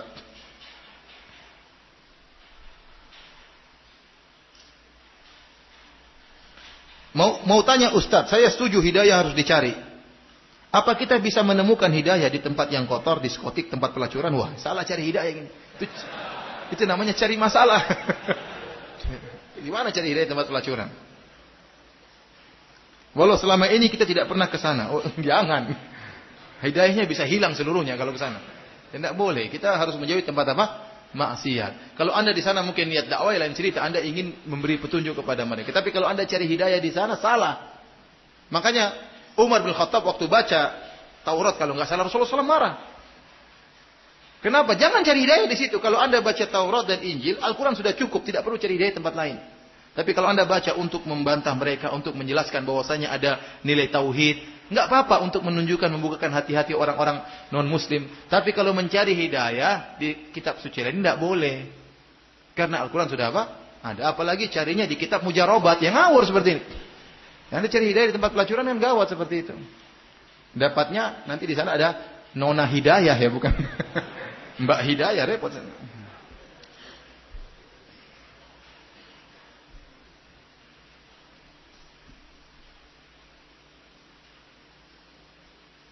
Apakah hidayah itu bisa bertahan tanpa diusahakan atau malah bisa pergi dari seorang atau bersifat sementara atau permanen? Hidayah intinya kita hidayah bertingkat-tingkat. Ada hidayah Islam, setelah hidayah Islam ada hidayah sunnah, ada hidayah yang lainnya. Kita berusaha mencarinya, berdoa kepada Allah. Kalau sudah ada kita dapatkan, kita berusaha menjaganya. Nabi SAW di antara doa yang paling sering beliau baca, ya muqallibal qulub tsabbit qalbi ala dinik. Ya Allah, wahai pembolak-balik hati manusia, tegarkanlah hatiku di atas agamamu. Ya. Jadi kalau kita pun bersalah segera bertobat agar hidayah kembali. Ada orang seperti itu. Tadinya dia rajin salat malam, tahu-tahu ini hidayah dapat bisa salat malam. Tahu-tahu dia sibuk dengan dunia tidak pernah salat malam lagi. Maka hidayah salat malam telah pergi darinya. Maka dia harus kembalikan. Saya dulu salat malam kok. Ya, Rasulullah SAW pernah berkata, "Ni'mal abdu fulan." Hamba yang terbaik si fulan. Kalau dia tidak tinggalkan salat malam, berarti dia dulu pernah salat apa? Malam. Maksud saya banyak ada orang hidayah dia suka bersedekah, tahu-tahu dia jadi pelit. Berarti ada hidayah yang lepas dari dia. maka dia berusaha kembalikan lagi, bertobat kepada Allah, dan dia kembalikan lagi hidayah tersebut, kemudian dia pertahankan. Dan demikianlah manusia, sering salah, sering lalai, sering lupa, dan segera kalau dia lupa atau salah atau lalai, maka hendaknya dia segera bertobat kepada Allah Subhanahu wa taala. Terakhir pertanyaan, ya Ustadz, mohon nasihat para suami yang sering ngobrol dengan intens dan bahkan mesra dengan wanita lain selain istri dengan dalih berdakwah. Tolong katakan kepada mereka bahwa hal itu menyakiti para istri. Wah, saya sudah sampaikan ya. Hati-hati, hati ini sangat lemah ya ikhwan ya. Hati ini sangat lemah ya. Saya tahu sebagai lelaki hati saya pun sangat lemah. Antum juga jangan sok apa. Kalau Nabi Yusuf saja takut ya, Nabi Yusuf yang berdoa ya, Rabbi sijnu ahabbu ilayya mimma yad'unani ilai. Kata Nabi Yusuf, ya Allah, penjara lebih saya sukai daripada ngeladeni wanita-wanita tersebut. Wa illa tasrif anni kaidahunna, kalau kau tidak palingkan gangguan mereka, rayuan mereka dariku, asbu ilaihinna, saya akan condong kepada mereka. Dan saya akan bermaksiat, wa akun minal jahilin, dan saya akan termasuk orang yang jahil melakukan maksiat. Ini Nabi Yusuf alaihissalam minta di penjara. Tidak kuat dengan melayani apa godaan para wanita. Makanya waktu digoda dia kabur, lari, takut. Ente kemudian apa? Pede. Ya, Anda tidak melarang Anda berdakwah kepada para wanita. Nggak jadi masalah, tapi hati-hati. Dakwah dengan bahasa yang tegas, bahasa yang maksudnya bahasa yang wajar, bukan cikekin, itu bahaya. Kalau ente bilang ngesem-ngesem kemudian hehehe sama akhwat bahaya. Itu akhwat langsung bayangkan gigi ente lagi. Benar. Apa setan hadir. La yakhluwana ar-rajul bimra'atin illa kana syaitanu tsalitsahuma. Tidaklah seorang laki-laki berdua dengan wanita kecuali setan hadir. Entah ente berdua, kalau secara fisik itu lebih berbahaya. Tapi berdua-dua ini bisa lain, dengan telepon ini bisa berdua-duaan nih. Bisa dengan apa? WhatsApp, dengan ini berdua-duaan. Jadi, dan itu terjadi, hati-hati ikhwan. Ya, antum memang imannya oke lah, tapi jangan terlalu pede. Dan istri antum tadi sakit hati. Kalau enggak, ente berdua sama istri ini ada akhwat, ayo kita dakwai bareng-bareng gitu. Ya, kan kalau ada istri ente enggak berani. Hehehe, kan enggak berani. Jadi saya, sebagian orang sebagian ada teman ya, kalau ada akhwat yang telepon dia kelaskan loudspeaker. Ya, ada teman saya dokter, kalau ada pasien perempuan yang telepon, nah dia keraskan loudspeaker supaya istrinya dengar. Pak dokter, ada istri saya loh. Oh ya Pak dokter, ganti berubah punya suaranya. Makanya Ikhwan sangat hati-hati ya, perempuan sangat lemah. Demikian juga perempuan, jangan kita sudah punya suami juga, jangan juga WhatsAppan sama laki-laki, kemudian ngobrol sama laki-laki, telepon sama laki-laki. Mungkin hati Anda bisa jaga, saya tidak bermaksud sama dia. Tapi laki-laki tadi kesemsem waktu Anda hihihi tadi. Ya, kemudian kirim apa? Emosional apa namanya? Gambar inilah gambar. Ya, laki-laki juga lemah. Sebagaimana perempuan lemah terhadap laki-laki, laki-laki juga lemah terhadap apa? Perempuan. Kata orang apa namanya? Banyak lelaki yang gagah perkasa, tekuk lutut di bawah kerling apa? Wanita. Hati-hati ya. Ini saya sudah sampaikan isi hati akhwat ini ya. Kata dia, tolong katakan kepada mereka bahwa hal itu menyakiti para istri ya. Demikian para hadirin dan hadirat, kajian kita pada kesempatan kali ini, kurang lebihnya saya mohon maaf. Wabillahi taufiq wal hidayah. Assalamualaikum warahmatullahi wabarakatuh.